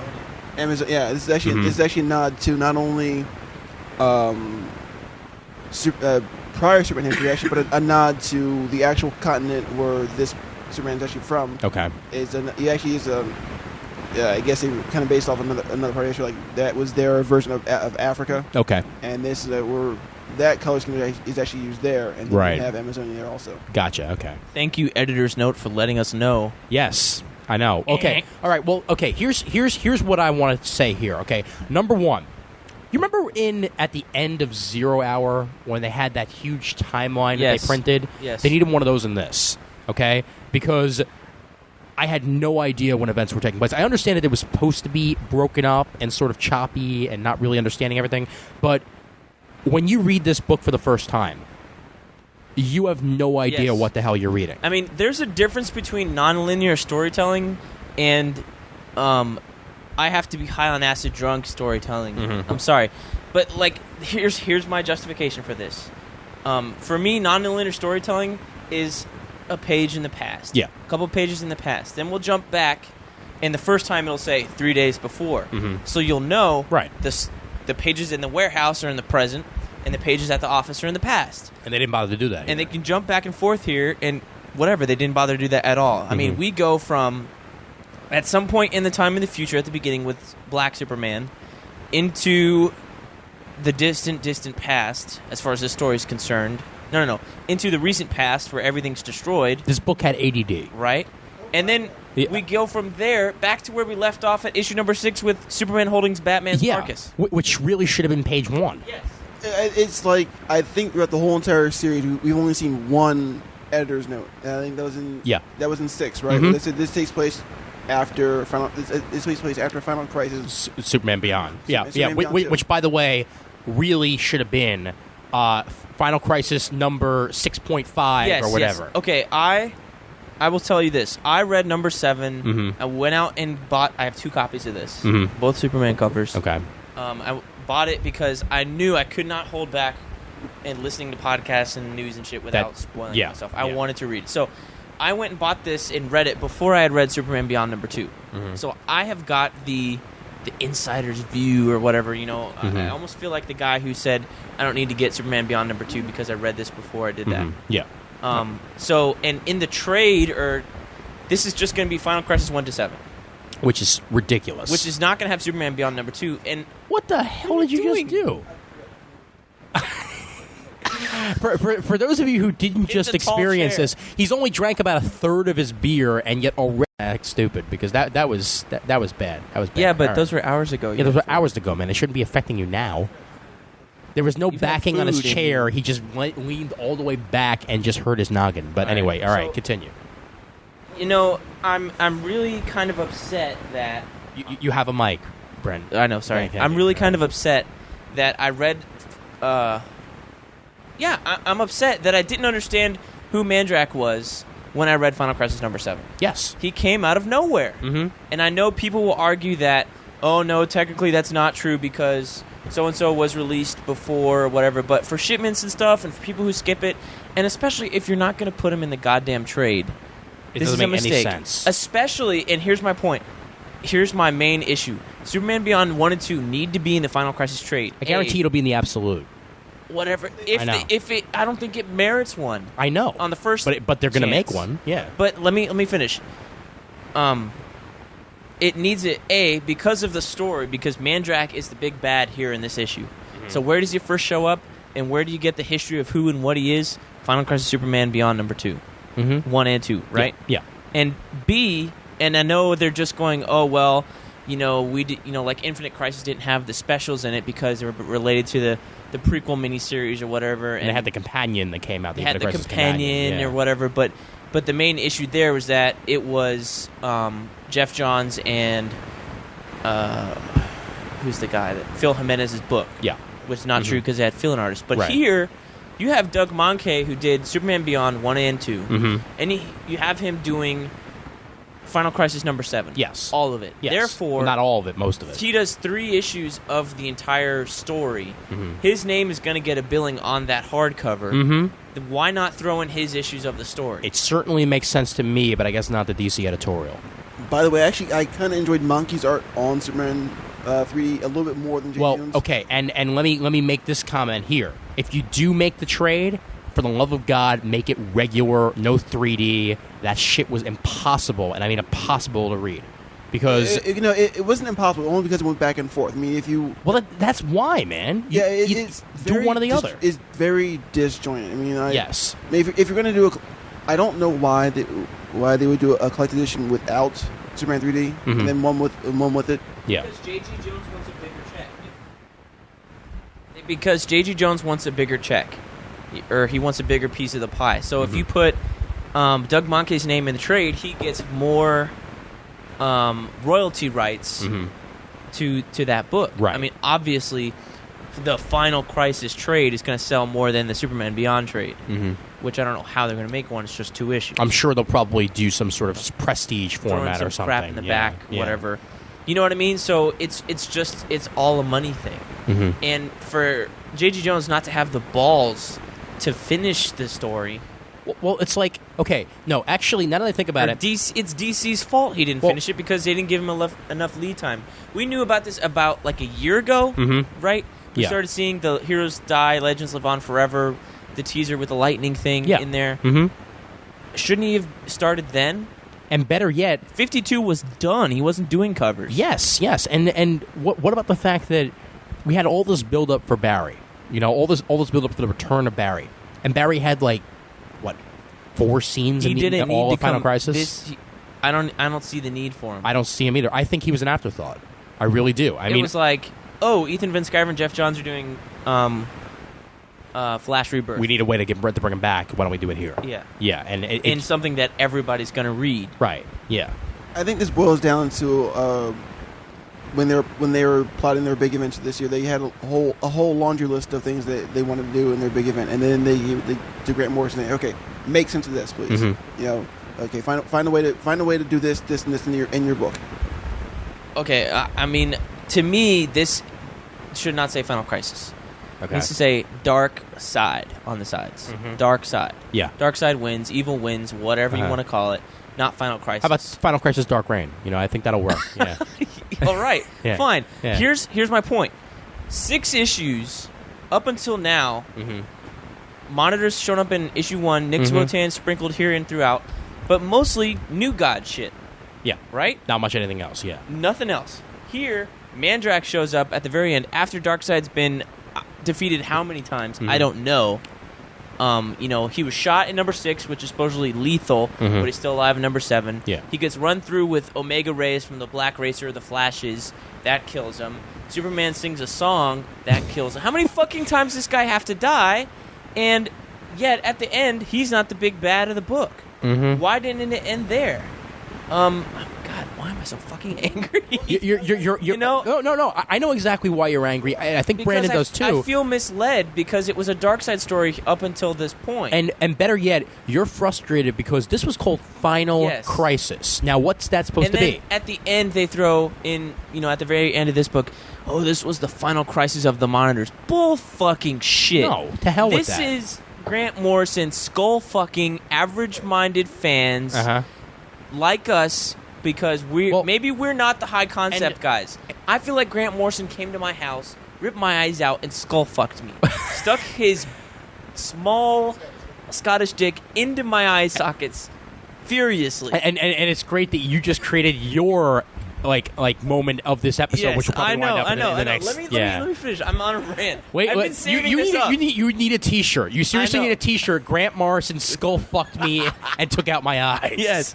No, but seriously, I've been saving this rant since I read this. I started thinking about what I was going to say. Ladies and gentlemen, BK's Bullets. Thank you. All right. So this is Grant Morrison skull fucking the average reader. All right. You and I are not the dumbest of readers, correct?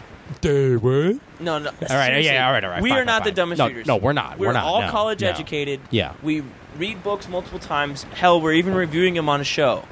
However, this is him saying like a big fuck you to everybody who doesn't like Grant Morrison, who doesn't read into it super deep. And remember JLA when he didn't used to do this shit? Yes, that's the Grant Morrison I love. Yeah. All-Star Superman. You don't need that high concept, Harvard-educated bullshit.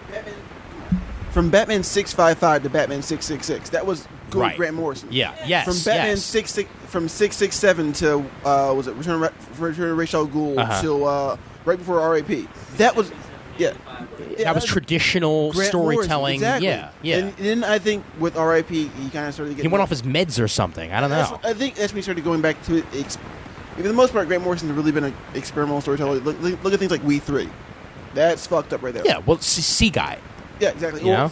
Invisibles, right. Invisibles. I haven't read Invisibles, but I heard it's fucked up. It's pretty fucked up. Therefore, I'm not going to read it because I don't like that now, stuff. Here's a project, all right, for all you people out there listening to the show, okay? What I want you to do is... Make a motion comic of the panels in chronological order. Actually, I was going to say something very similar to that. I was going to say scan in all your pages and just take those Photoshop documents or whatever the hell you have, those JPEGs, and just move that shit around, okay? Put the pages, cut and paste, wherever the hell you need them to be so that you can understand what the hell you just read. It feels like, okay, you know what this feels like? When I read Universe X and my pages were misprinted. Oh, Blue Beetle 26 for me had the script pages in the middle of the book. Things were out of order. That was difficult. Wait, the Spanish I'm issue? reading it in Spanish. I'm flipping to the back to read the English captions because I forgot the Spanish I learned in high school. See. Thanks, asshole. So, and then I get to the thing, and then I'm missing some script pages. Yeah. Oh, wait, they're in the middle of the book. Oh, man. That was difficult. Yeah, well, like Universe X. Actually, same thing happened also with Greg Pak's Phoenix End song or whatever it was. I read it. War Song, A War Song, and the last 6 pages were not there. They were misprinted. It was a reprint of what I had earlier on in the book, and I was like, what the hell? That's what this shit felt like. It feels like Grant Morrison of 2003 on X-Men. Really, it really does feel like that. Where No. See, that I understood. No, that's a big no. No. That's a negatory right there. I don't know. I mean, That was good. I guess no. Well, let's rephrase what you were saying. This, I'd say, the closest comparison is the Future arc that he did in New X-Men. Okay, because for me, back in 03 when I was reading X-Men, I was reading issues maybe here and there, and then to find out the big reveal. Spoilers for those who don't know, Zorn was Magneto the whole entire time. It's like I don't. Bruce Wayne is Batman. Exactly. Yeah. I don't. I'm not getting from point A to point B. Or is he? We're getting from point A to point B through a freaking wormhole and a half. You get the point C, then point Q, and you're back to A. Yeah, exactly. Then it all makes sense somehow in the long run. Right. Then your trip. Please. I would say that the Grant Morrison New X-Men arc arcs were pretty straightforward, linear, until you got to the future arc where it just jumped ahead and shit happened for no reason. And yet I still understood and we didn't get a full ending of his storyline. Mm-hmm. Yeah. Well, okay. Cyclops stepped on the butterfly, which stopped Jean Grey from ever coming back again. I don't know. Okay, well, all right. Well, first off, let's also say, so what happened at the end of Final Crisis, all right? What happened at the end of Final Crisis? What ramifications do we have? Yes, what ramifications are, because obviously it doesn't matter enough that they need to hold solicitations for shit. Let's go through what actually happened in this issue, okay? And I mean, literally what happened, what ramifications happened at the end. Number one, okay? Apparently Aquaman's back, or is he? Because I'm as confused as shit about this, because I just went to New York Comic Con and people asked, where is Aquaman? And you'll find out this was out in Blackest Night.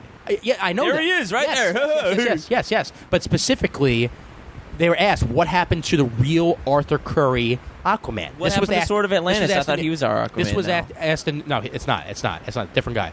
Did he die in the end of that series? No. Well, Brandon, explain. Sword of Atlantis takes place just before 1 year later. So it's it was like a water elemental. Yeah. Ours. No. Sword of Atlantis actually takes place before that. Then it goes at Sword of Atlantis 1 year later. That was an actual different Arthur. That's Arthur Joseph Curry, correct? Yeah, Arthur Joseph Curry. That's not. This guy started during 1 year later. Right, because Yes. Yeah, no. Actually, the young guy did. Okay, yeah, so he did. That's Arthur. Busiek started. Yeah. So that's our Arthur Joseph Curry. Yes, but not Arthur Curry. Right, and he was. Arthur Curry was actually like a water elemental or something like that. He was the dweller in the deep. Yeah, basically, yeah. And he was the one who was watching over that young But okay, Aquaman. well, the point remains: our Aquaman, shit happened. He wasn't around. But we think though, because the Aquaman, I think. I don't think it's gonna be I don't think it's not Arthur Curry. I think it's gonna be Arthur Joseph Curry as him, because.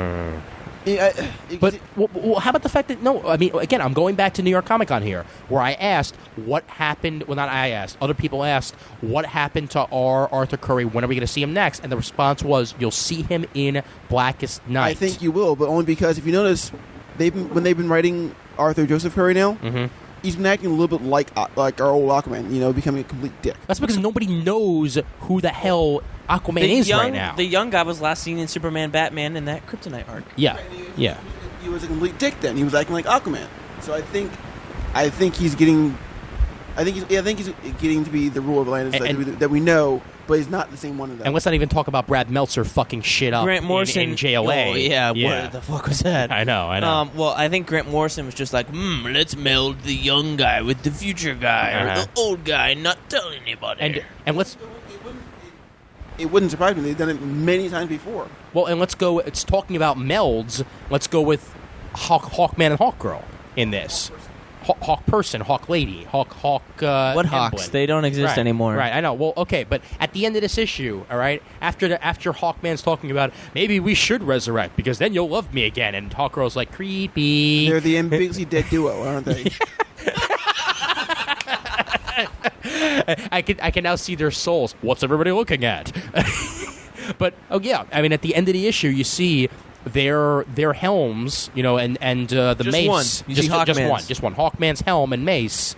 But why kill? My thing. But my thing. The end of the story, the beginning of the issue. Oh my god! My thing is, other people are actually staying here. Yes, it's not even 11. All right. My thing is, 7 minutes to 11. Fuck you. It's not even 11. There's a room to the left of us, which is part of the suite, and we're at the end of the fucking hall. All right. Fine. But there are people above and below us, though. Anyway. But I mean, why kill off, quote unquote, Hawkman if he's such a central figure to JSA right now? Because if you read JSA, have you guys read JSA lately? Yes, all the time. He's in there. He's doing a fucking well, because again, Final Crisis has not happened yet. That's what pisses me off about these event books. They need to be working with and in coordination with. All right. They kicked him out so he could die. Can I go on a mini rant here for a minute? Okay, I had mine. All right. Marvel Comics, Secret Invasion. Why did it work for me? Number one, Marvel books concurrently were having their Secret Invasion arcs during Secret Invasion. Dark Reign, what's happening right now? Dark Reign, everything's connected, everything's good to go. Infinite Crisis, why did that work for me? Because Infinite Crisis had their series that were connected with Infinite Crisis. You could still read books that were not associated with that, but that's fine because they didn't have anything to do with anything. Cheers. Thank you. I can do you one. I can do you one better. Yeah. Even with Secret Invasion, they had miniseries also. Mm-hmm. So it was still self-contained. Yep. Like Secret Invasion, Fantastic Four. Exactly. If you weren't reading, if you don't want that in your Fantastic Four book, you can read the Fantastic Four book. We're having Dark Reign Fantastic Four written by the future writer of Fantastic Four, Jonathan Hickman. Exactly. So yeah, I mean, you're going to get good stuff here with Final Crisis. What do you have? You have. Exactly. You have a bunch of miniseries, which I do like. I like that they put a lot of stuff in miniseries. Yeah, but all right. But the miniseries, Legion of Three Worlds. What does that have to do with Final Crisis? Nothing. Not done yet. Yes. Revelations was a better read than this. Did you read Revelations? Yes. Resist was great. Submit was okay. Resist was great. Resist was why? good. Greg fucking Rucka. No. Yeah, Greg fucking Rucka on Revelations. Yes. On Revelations was better than this piece of shit. And Resist. I mean, Resist was great. It was the end. Dude, Resist was the end of Checkmate. I jumped off Checkmate at 5. I'm sorry. All right, well, I came back for Check Outsiders. I read all of Greg Rucka's Checkmate, so that's why that was great for me, because it was the end of the title, basically. I think there were a lot of ups for Final Crisis. I mean, we had Jeff Johns writing Legion. We have a George Perez drawing Legion. Mm-hmm. We had Greg Rucka finally finish up his Checkmate. Rogues Gallery, which had nothing to do with Final Crisis. Rogue. Yeah, yippee-ki-yay. But the thing is, that pissed me off also. Libra, who's supposed to be this big bad, this big up-and-coming villain, has nothing to fucking do with anything. Okay, let's go with the fact that in Final Crisis right here, all it took was basically Lex Luthor, flick, and that's it. Bye-bye, Libra.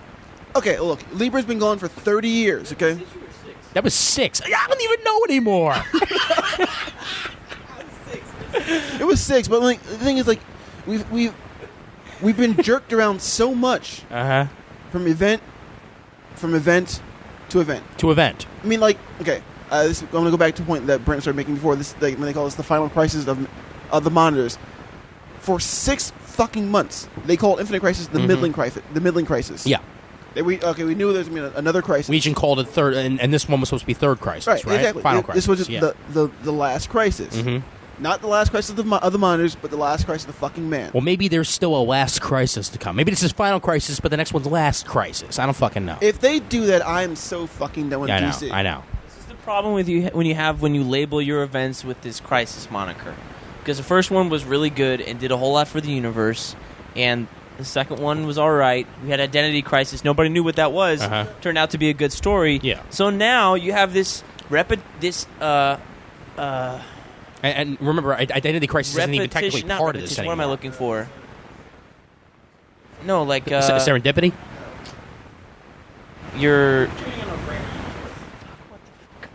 I don't even know, man. Reputation. Reputation. You have the reputation of world-changing events, either universe or personal lives, or the multiverse came back in Infinite Crisis, right?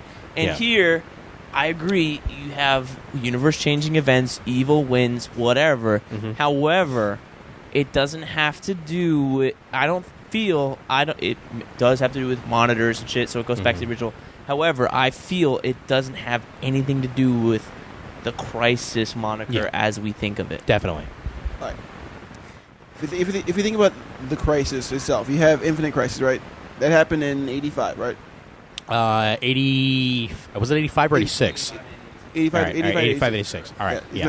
Original Crisis. No, it happened from 85 to 86, right? Mm-hmm. Then you had Identity Crisis. Not even really a crisis. It's not really a crisis, but it starts off They actually use it as their kickoff to the whole countdown to Infinite Crisis. Right. And that's when you had the breaking of the superheroes. Mm-hmm. You had almost like the original Who Do You Trust for the most part. Can you trust your enemies? Can you trust your friends? Mm-hmm.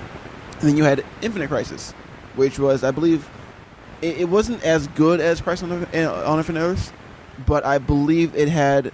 I believe Jeff Johns tried to be as true. Jeff Johns was his heart was in the right place. He tried to be as true as he possibly could. Right. Now, my thing is, I think it's been too soon since we had our last crisis. You can't have a crisis every 5 years. I mean, a crisis. I mean, it takes away from the actual brand itself. Well, that's why I don't think this shit's over. I think 10 years from now, we're going to get a crisis again. And then 10 years from now, there'll be a major backlash from the reader, from us. Look, what I'm basically saying right here, okay? Another thing that Marvel had right was the fact that they have their knowledge bases, where they've got guys like Mark Miller, Bendis, I guess you can even put Hickman in there now. Like, they've got their brain trust going on. And for a while, DC had that. I mean, the thing is and now they don't anymore, thanks to Grant Morrison, because Grant Morrison was not part of that brain trust past 52, and now he's trying to make it his own. The thing is that they need people like Mark Waid. Yeah. They really should put Mark Waid on Thank like you. this. Yeah, they almost did. They need someone like... well, okay, no, all right, they came pretty damn close to putting Mark Waid on Action Comics, which would have got him back into the DC fold, but it didn't happen. But they needed some... I don't mind having Morrison on the book. Mm-hmm. As I said before, I liked Morrison's Batman. Yeah, I don't mind him being on Batman, right. And it's a fun read. But when you give Morrison too much power, too much leeway, an ability to do too much at one time, mm-hmm. I think he doesn't go megalomania for the most part. Yeah. He wants to... I think he wants to change things for change's sake. He wants to do too much at once, too. Yeah. I think Morrison works better when he has control over his own stories and that one book, that mm-hmm. one title. It's compartmentalized within his story. Whereas here, it's not just Darkseid miniseries, it's Final Crisis, it's the whole fucking DC universe. That's what the problem is. Also, they never tied it into anything which happened in Count. Well, to some things in Countdown, but they never really tied it into Death of the New Gods. Death of the New Gods, yeah. They didn't even do that. They said they were doing some rewrites or whatever to count it to tie into Countdown. It didn't even happen. We didn't have Solomon. We didn't have Midge. We didn't have Bob. Midge. Right, whatever you call him. We didn't have anything about that. Well, and how about all that we had was Earth 51 is somehow wronged. Yeah. And Nick Wotan is the Monitor, and he has the same hairstyle, and that's all we know. Well, that's all that's mentioned in this. Are we to say that the rewrite that quote unquote happened in this? What if the rewrite was giving the Fourth World their own Earth, like what happened in this? Maybe that was not going to happen originally. Why do I care though? Either this or Countdown to Final Crisis mm-hmm. can be tossed aside and ignored. Yeah, one or the other. Not both. Yeah. Or both. And damn it, I was going to say something and then it went away. Fuck, what the hell was I going to say? Shit. All right, go ahead. I liked how this story began. It was this big epic with monitors. You had Nick Wotan on trial. You had mm-hmm. him. Was great. Yeah, the thing is, that if they would have followed at least one storyline to fruition. Mm-hmm. And you followed Nick Wotan throughout the whole entire book, but I think it would have been... still try to do way too much at once. It would have been a lot better. Okay, what does it say when your own editors, okay, come out and do a parody of you at a con? And I mean, this was brought up at a bunch of different places where... This is at New York Comic Con. Yeah, this is so unprofessional. 3 weeks ago. Yeah. When after his grandmother died and he's not there to defend himself. The whole thing where they did this whole circular charge starts off here, blah blah blah, blah, and all over the place. I mean, sure, it was all fun and games and all that, but when your own editors are making fun of the fact that you cannot do a story in a straight line and that it's basically a circle, or then while your book's coming out, you have Ambush Bug Year None. Uh-huh. Which is making fun of you as you're writing the book as well. Yes, but okay, but that's different. That's Keith Giffen. He's allowed to. I think that shows that DC never really had that much faith in Grant Morrison. If they're as the book is coming out, they're letting. No, they had too much. No. I don't think that they had no faith. I think they had too much. They thought that he was going to come out. I mean, the fact that they basically let him work the script and hoped that Countdown to Final Crisis was going to somehow connect to it proves they had too much faith in Grant Morrison. Not enough, too much. Cheers. So you're saying that Keith Giffen was the only person who really knew what was going to actually possibly happen? Yes. Okay. Yes. Not even Grant Morrison knew, and he wrote the fucking book. I love the way your hair shakes when you do that. Thank you. Thank you. All right. One more thing about this book. That's why there's a hole when Darkseid fell through the universe. When did that happen in Final Crisis? What hole? What hole? Oh, you mean the DC Universe Zero segment? When that crazy guy's falling through? Are you fucking kidding me? You didn't know? I knew. Kidding me? Yes. Oh my! I knew God. that's what they're talking about, but it's not in the series. Wait. He comes back as a black guy. No offense. Wait. All right. My thing is though, this whole Darkseid Club thing also. That never tied into anything. They never tied into anything. And now Terror Titans is still coming out, and it's dealing with the Darkseid Club. The Darkseid Club. Yeah. Yes. But thank my thing you. is though, like, okay, so you said, all right. So I remember it was Boss Darkseid in the Darkseid Club. That was the black guy who was in charge of the club. Mm-hmm. That was him falling to the heavens, coming down to earth, and that was the guy who died at the end. He fell through and then went into the black guy. You're left speechless. I know. None of us understand. You know, I don't know if you're right, but the thing is, I don't know if you're wrong either. You know what's funny is we're doing the same thing with this book that we did about Punisher. We're arguing about the metaphysics of the book, whatever. Not exactly the book. No, I know it's a totally different thing. We're not talking about art and story. We're talking about story. We're talking about the story itself. Right, I know. Here. I'm just busting your balls. But, well, okay. Oh my God, But what about the fact that the whole Omega Sanctum or whatever the fuck it is? Yeah, and by the way, I totally damaged my book, but I don't care. You did throw it on the floor pretty hard when I busted that bubble in your head that DC Universe Zero was actually kind of relevant. The whole Omega Sanctum. You would have had to have read the Sanctum Seven Sanctorum. Soldiers of Victory. It's the Sanctum Sanctorum. Whatever the hell it Sanction. is. Different from the Omega Beams, which everybody knows what they do. Everybody knows what the Omega Beams do, right? Yeah, but they kill people. But he can control them. What is the Sanction? I've never heard of it before. This whole thing was brought up in Seven Soldiers of Victory, apparently, which nobody read. Mr. Miracle series. This happened in, which and that's nobody why. Read. Yeah, which nobody read. Thank you. You're on a roll. Try to veal and thank you very much, but. Yeah, and now they bring it up here, expecting us to know, oh, well, you must have read Seven Soldiers, so you have to know that Batman's not really dead. He's actually in the past. But the thing, also, I mean, the whole thing with having only tie in with R.I.P., really now. Let me go. Sean, I'm sorry. Again.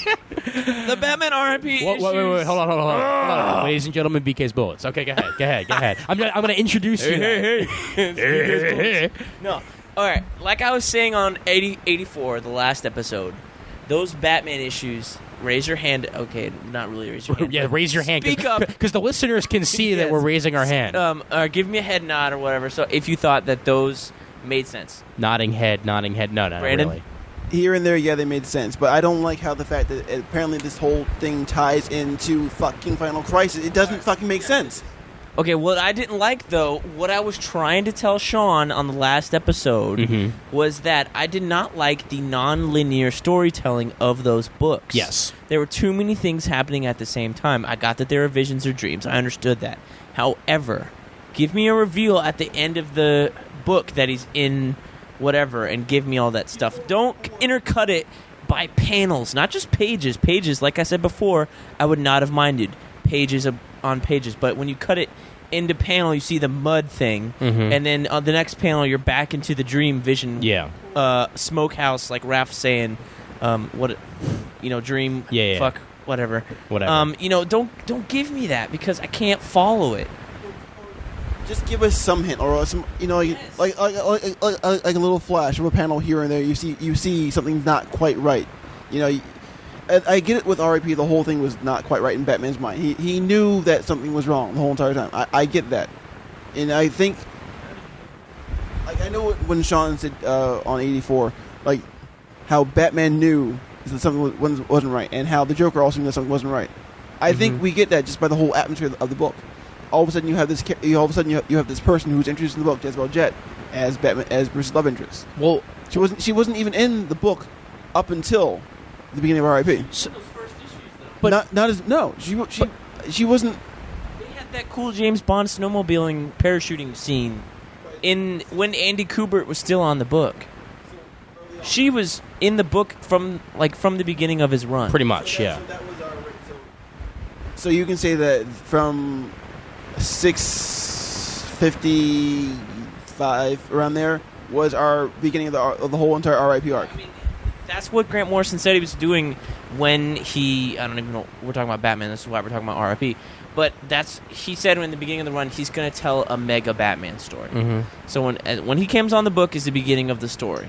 Right now we're at the interlude where Tony Daniel's doing Battle for the Cowl, which is 30 pages. I forgot to bring this up at dinner. 30 pages each. Okay. That's pretty fucking cool. Not bad. Yeah. 3 issues. Yeah. If he writes it, we don't know. We don't know. Did I show you the colors on there? I'm not sure if you Look did. up no. Tony Daniel blog online later on. It's all right. The colors are amazing. Well, but okay, and let me also go back just one quick moment here to the whole trusting Grant Morrison too much. What about the fact that Grant Morrison's book that he was writing at the time, Batman, was the only one that was allowed to tie in directly to Final Crisis. Superman's doing his own shit with Planet Krypton and all that. Brandon, before you say anything else, okay, all right? The fact that Batman is the only one tying in now, while Final Crisis is going on, proves that they thought Grant Morrison knew everything. They didn't want anybody else to touch it. This was Grant Morrison's baby. Selfish, though. Yeah. That nobody else can figure it out, therefore nobody else can tie into it. Yeah. Selfish, yeah, but it also shows an editorial breakdown. That's where you have someone like Ian Sadler, who's the coordinating editor of DC, right? What coordinating has he been doing since he got in the job? Not a whole hell of a lot of much. Going to MegaCon last year? Exactly. I mean, this whole debacle with Countdown. And I gotta agree with John Carroll. Mm-hmm. That was an abortion. Yes, it was. It was like there are dead fetuses. This is early stage or coat hanger. Brent just said. This is coat hanger right here. This is like up there, snatch right there. Brandon, you just went too far. I gotta go that far because this is how bad it was. Right, that's it, Brandon. I think you've had too much. Yeah, right. Yes. Yeah, all right. Hold on now. Let me finish. Hold on. Let me finish. I'm not drunk yet, guys. All right, come on. But I mean, let me take it down a little bit. I think that exactly. I think that if you were allowed the actual events of Final Crisis to happen, if you were to allow the fallouts, because we had some really cool moments in Final Crisis, but unfortunately none of them really mattered in the countdown to in countdown. None of them really mattered to the actual countdown to Final Crisis. Mm-hmm. You had the part with Piper and Trickster. That was a really cool arc. Mm-hmm. It was, for the most part, throughout the whole entire book, he was a little bit every issue of Piper and Trickster. For what? To kill off Jesse James? To have Trickster go off and be hero again? And it is not tying the Final Crisis. And where's Harley Quinn and other Catwoman right now? Yeah, exactly. You have. Stop talking. Please do not jerk off the wire. Okay. Then you have Ray Palmer. You have Kyle Rayner and Donna Troy. Yeah. And Forager as people who watch the monitors. Yeah, which never happened. Exactly. You saw Ray Palmer once in Final Crisis. Yeah. And now it's the power of the machine. Mm-hmm. And there are so many loose ends, and there are so many things which could have been tied up, I believe, in Final Crisis if they actually had an actual editor to make sure you say, you have to do this, you have to do this, you have to do this. Mm-hmm. Not just letting... And I think it could have bled into other books also. It could have bled it back, Forager. It could have bled it with Forager, the Challenge of the Multiverse. Yeah. That could have bled into a Superman book, because for the most part, they are Superman supporting characters. You could have had Piper and Trickster bleed into the Flash. It would have made a lot more sense. Well, and I mean, Piper did come back with Rogue's Revenge. While we're talking about Countdown to Infinite, while we're talking about Countdown, I think Monarch would have been a much better villain. Yes. In Final Crisis. Yeah, where is he? Because we got up into issue 26 or whatever, into the 20s in Countdown. We were having the war. Yes. We were having the Monitor war. Yes. Unfortunately, it wasn't written that well, but the idea was great. Was there, yeah. And where's Prime at also? Well, okay. Well, let's go with the fact that we know where Prime is. All right, but not even that though. But we know where Prime is as of issue 3. But for those first 2 issues, where the hell was Prime at the whole entire time? Dude, we know Prime is in the future. Yes, Prime is in the future. As of issue 3, because I believe. No, Prime is. Dude, no. Okay, Countdown happened. Then he went into Sinestro Corps.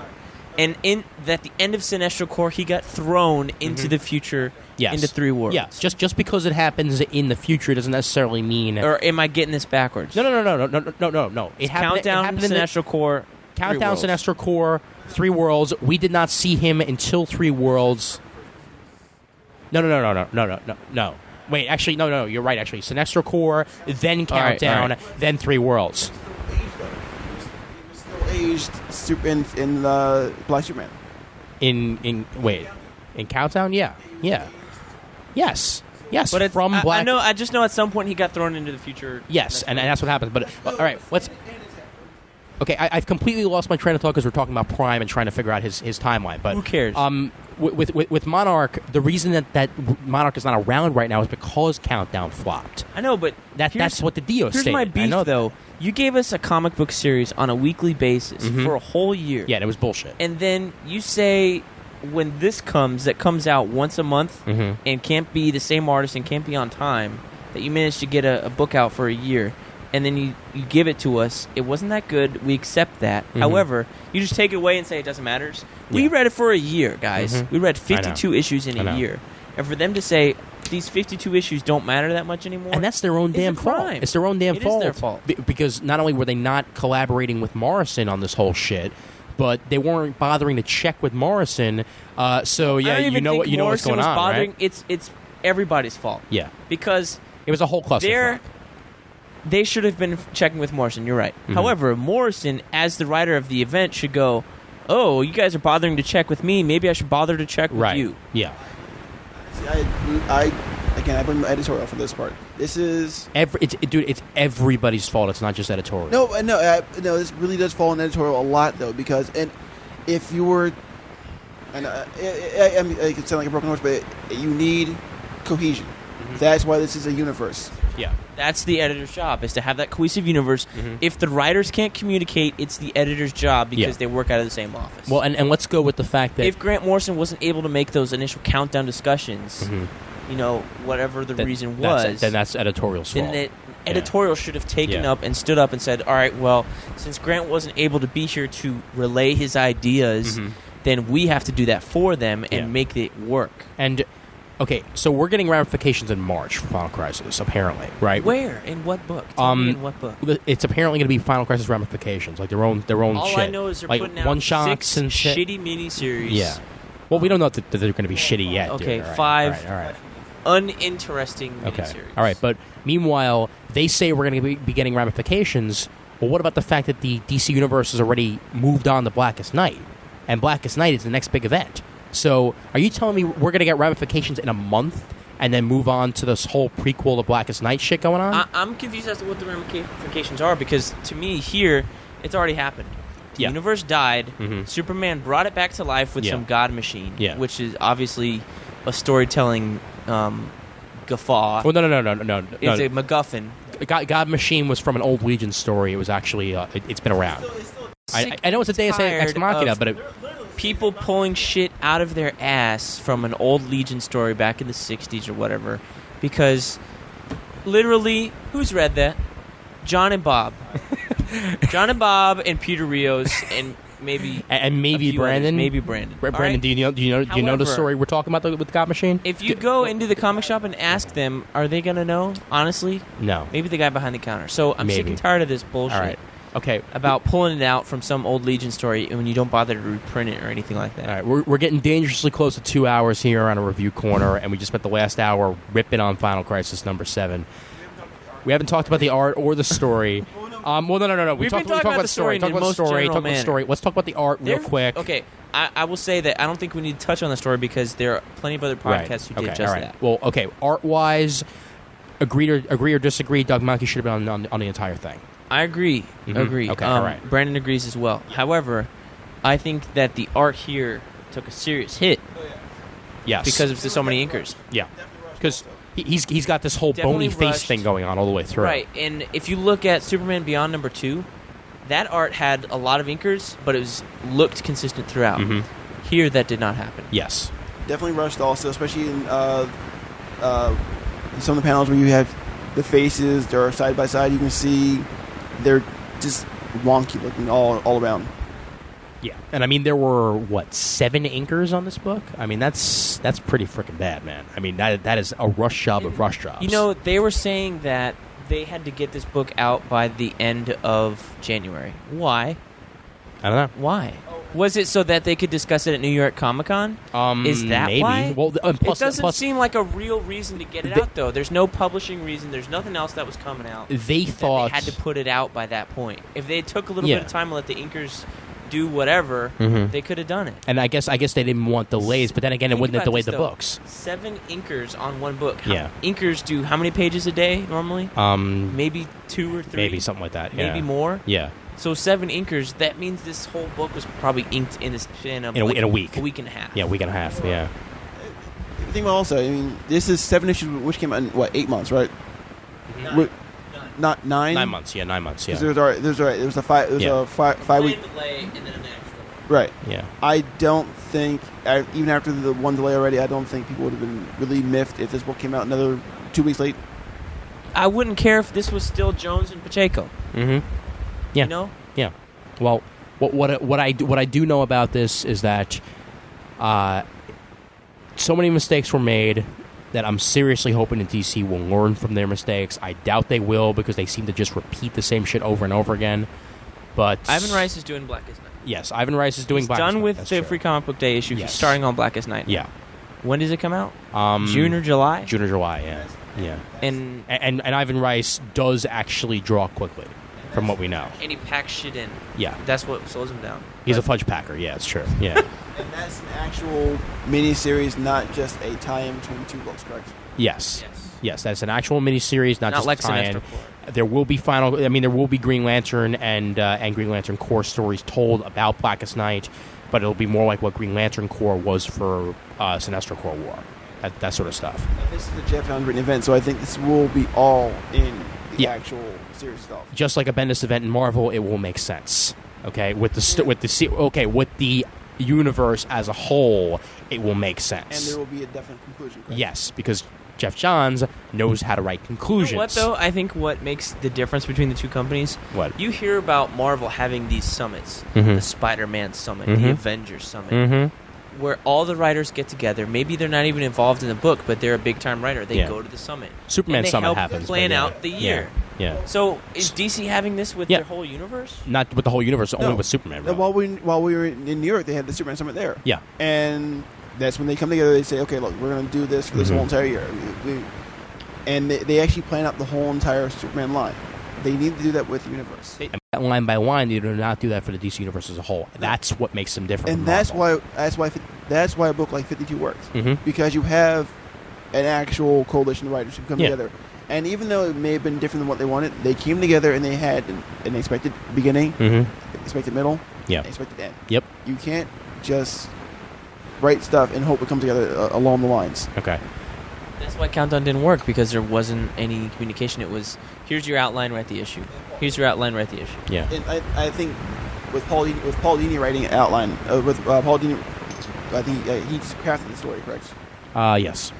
Yeah, I mean, he was really there to say, okay, make sure this happens in this issue here, but, you know, we want to have this here.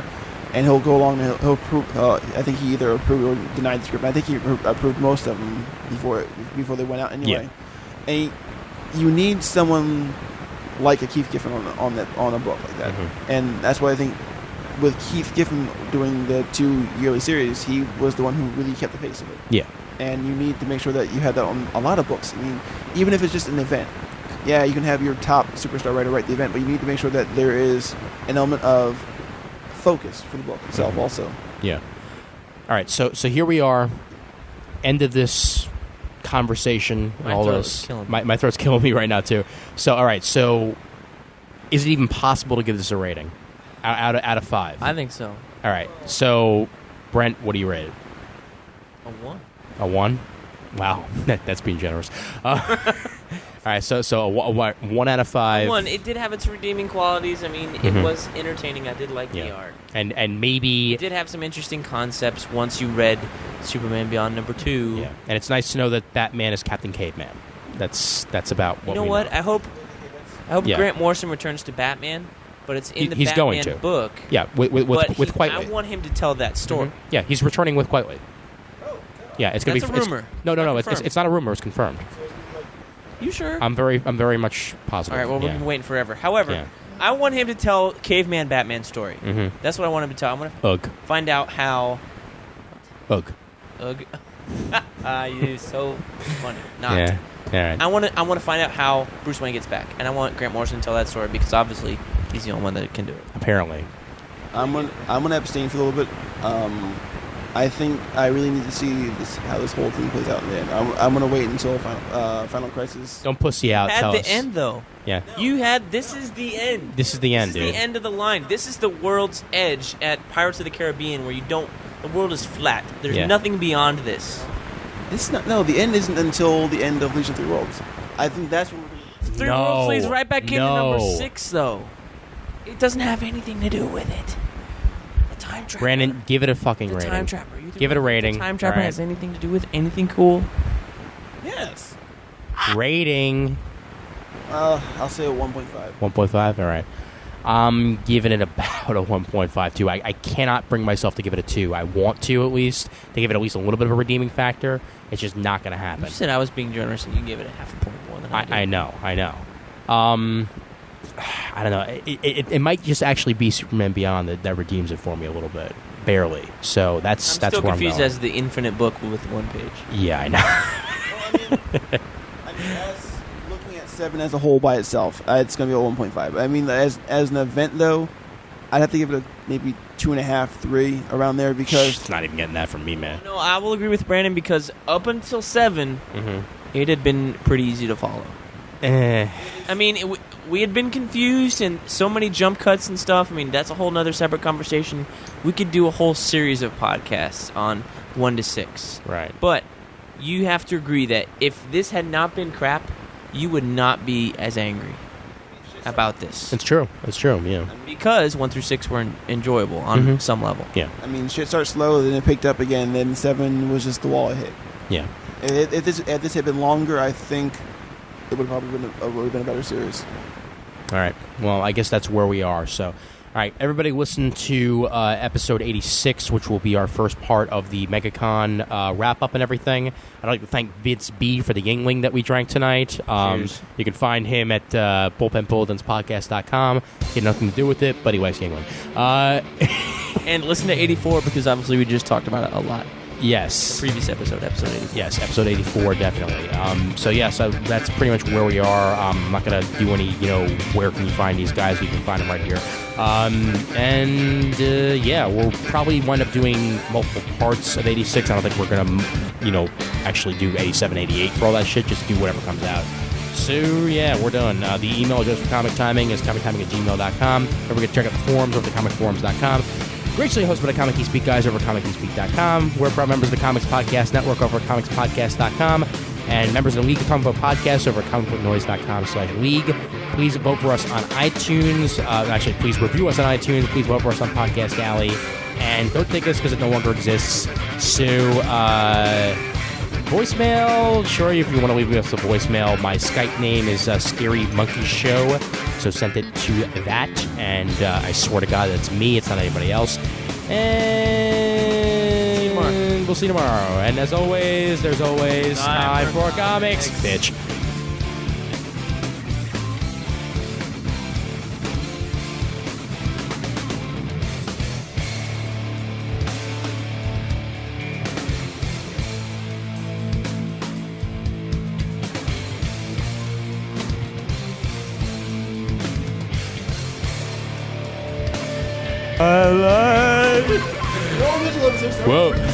Well, ladies and gentlemen, boys and girls, it's episode 85 here on... Okay. No. Why are you wearing that? Because they look cool. Yeah, honestly, they don't even do anything with this stuff. So... You're using audition anyway. You can't hear yourself. No, you can hear yourself through audition. Yeah, sure you can. Yeah, if you have, the right computer that actually works with such things, yeah. All right. Wait. Now remember, try not to make any errors. This is gonna go out almost as is. All right? Yes, we're doing a very professional show, so get all your Matthew Guy talk out now. All right? You say, all right, the end, and then we can go into... That's true. That's true. All right. Yeah. Nice. Yeah, being nice. All right. Okay. All right. For the bloopers, of course. All right. 5, 4, 3, 2, 1.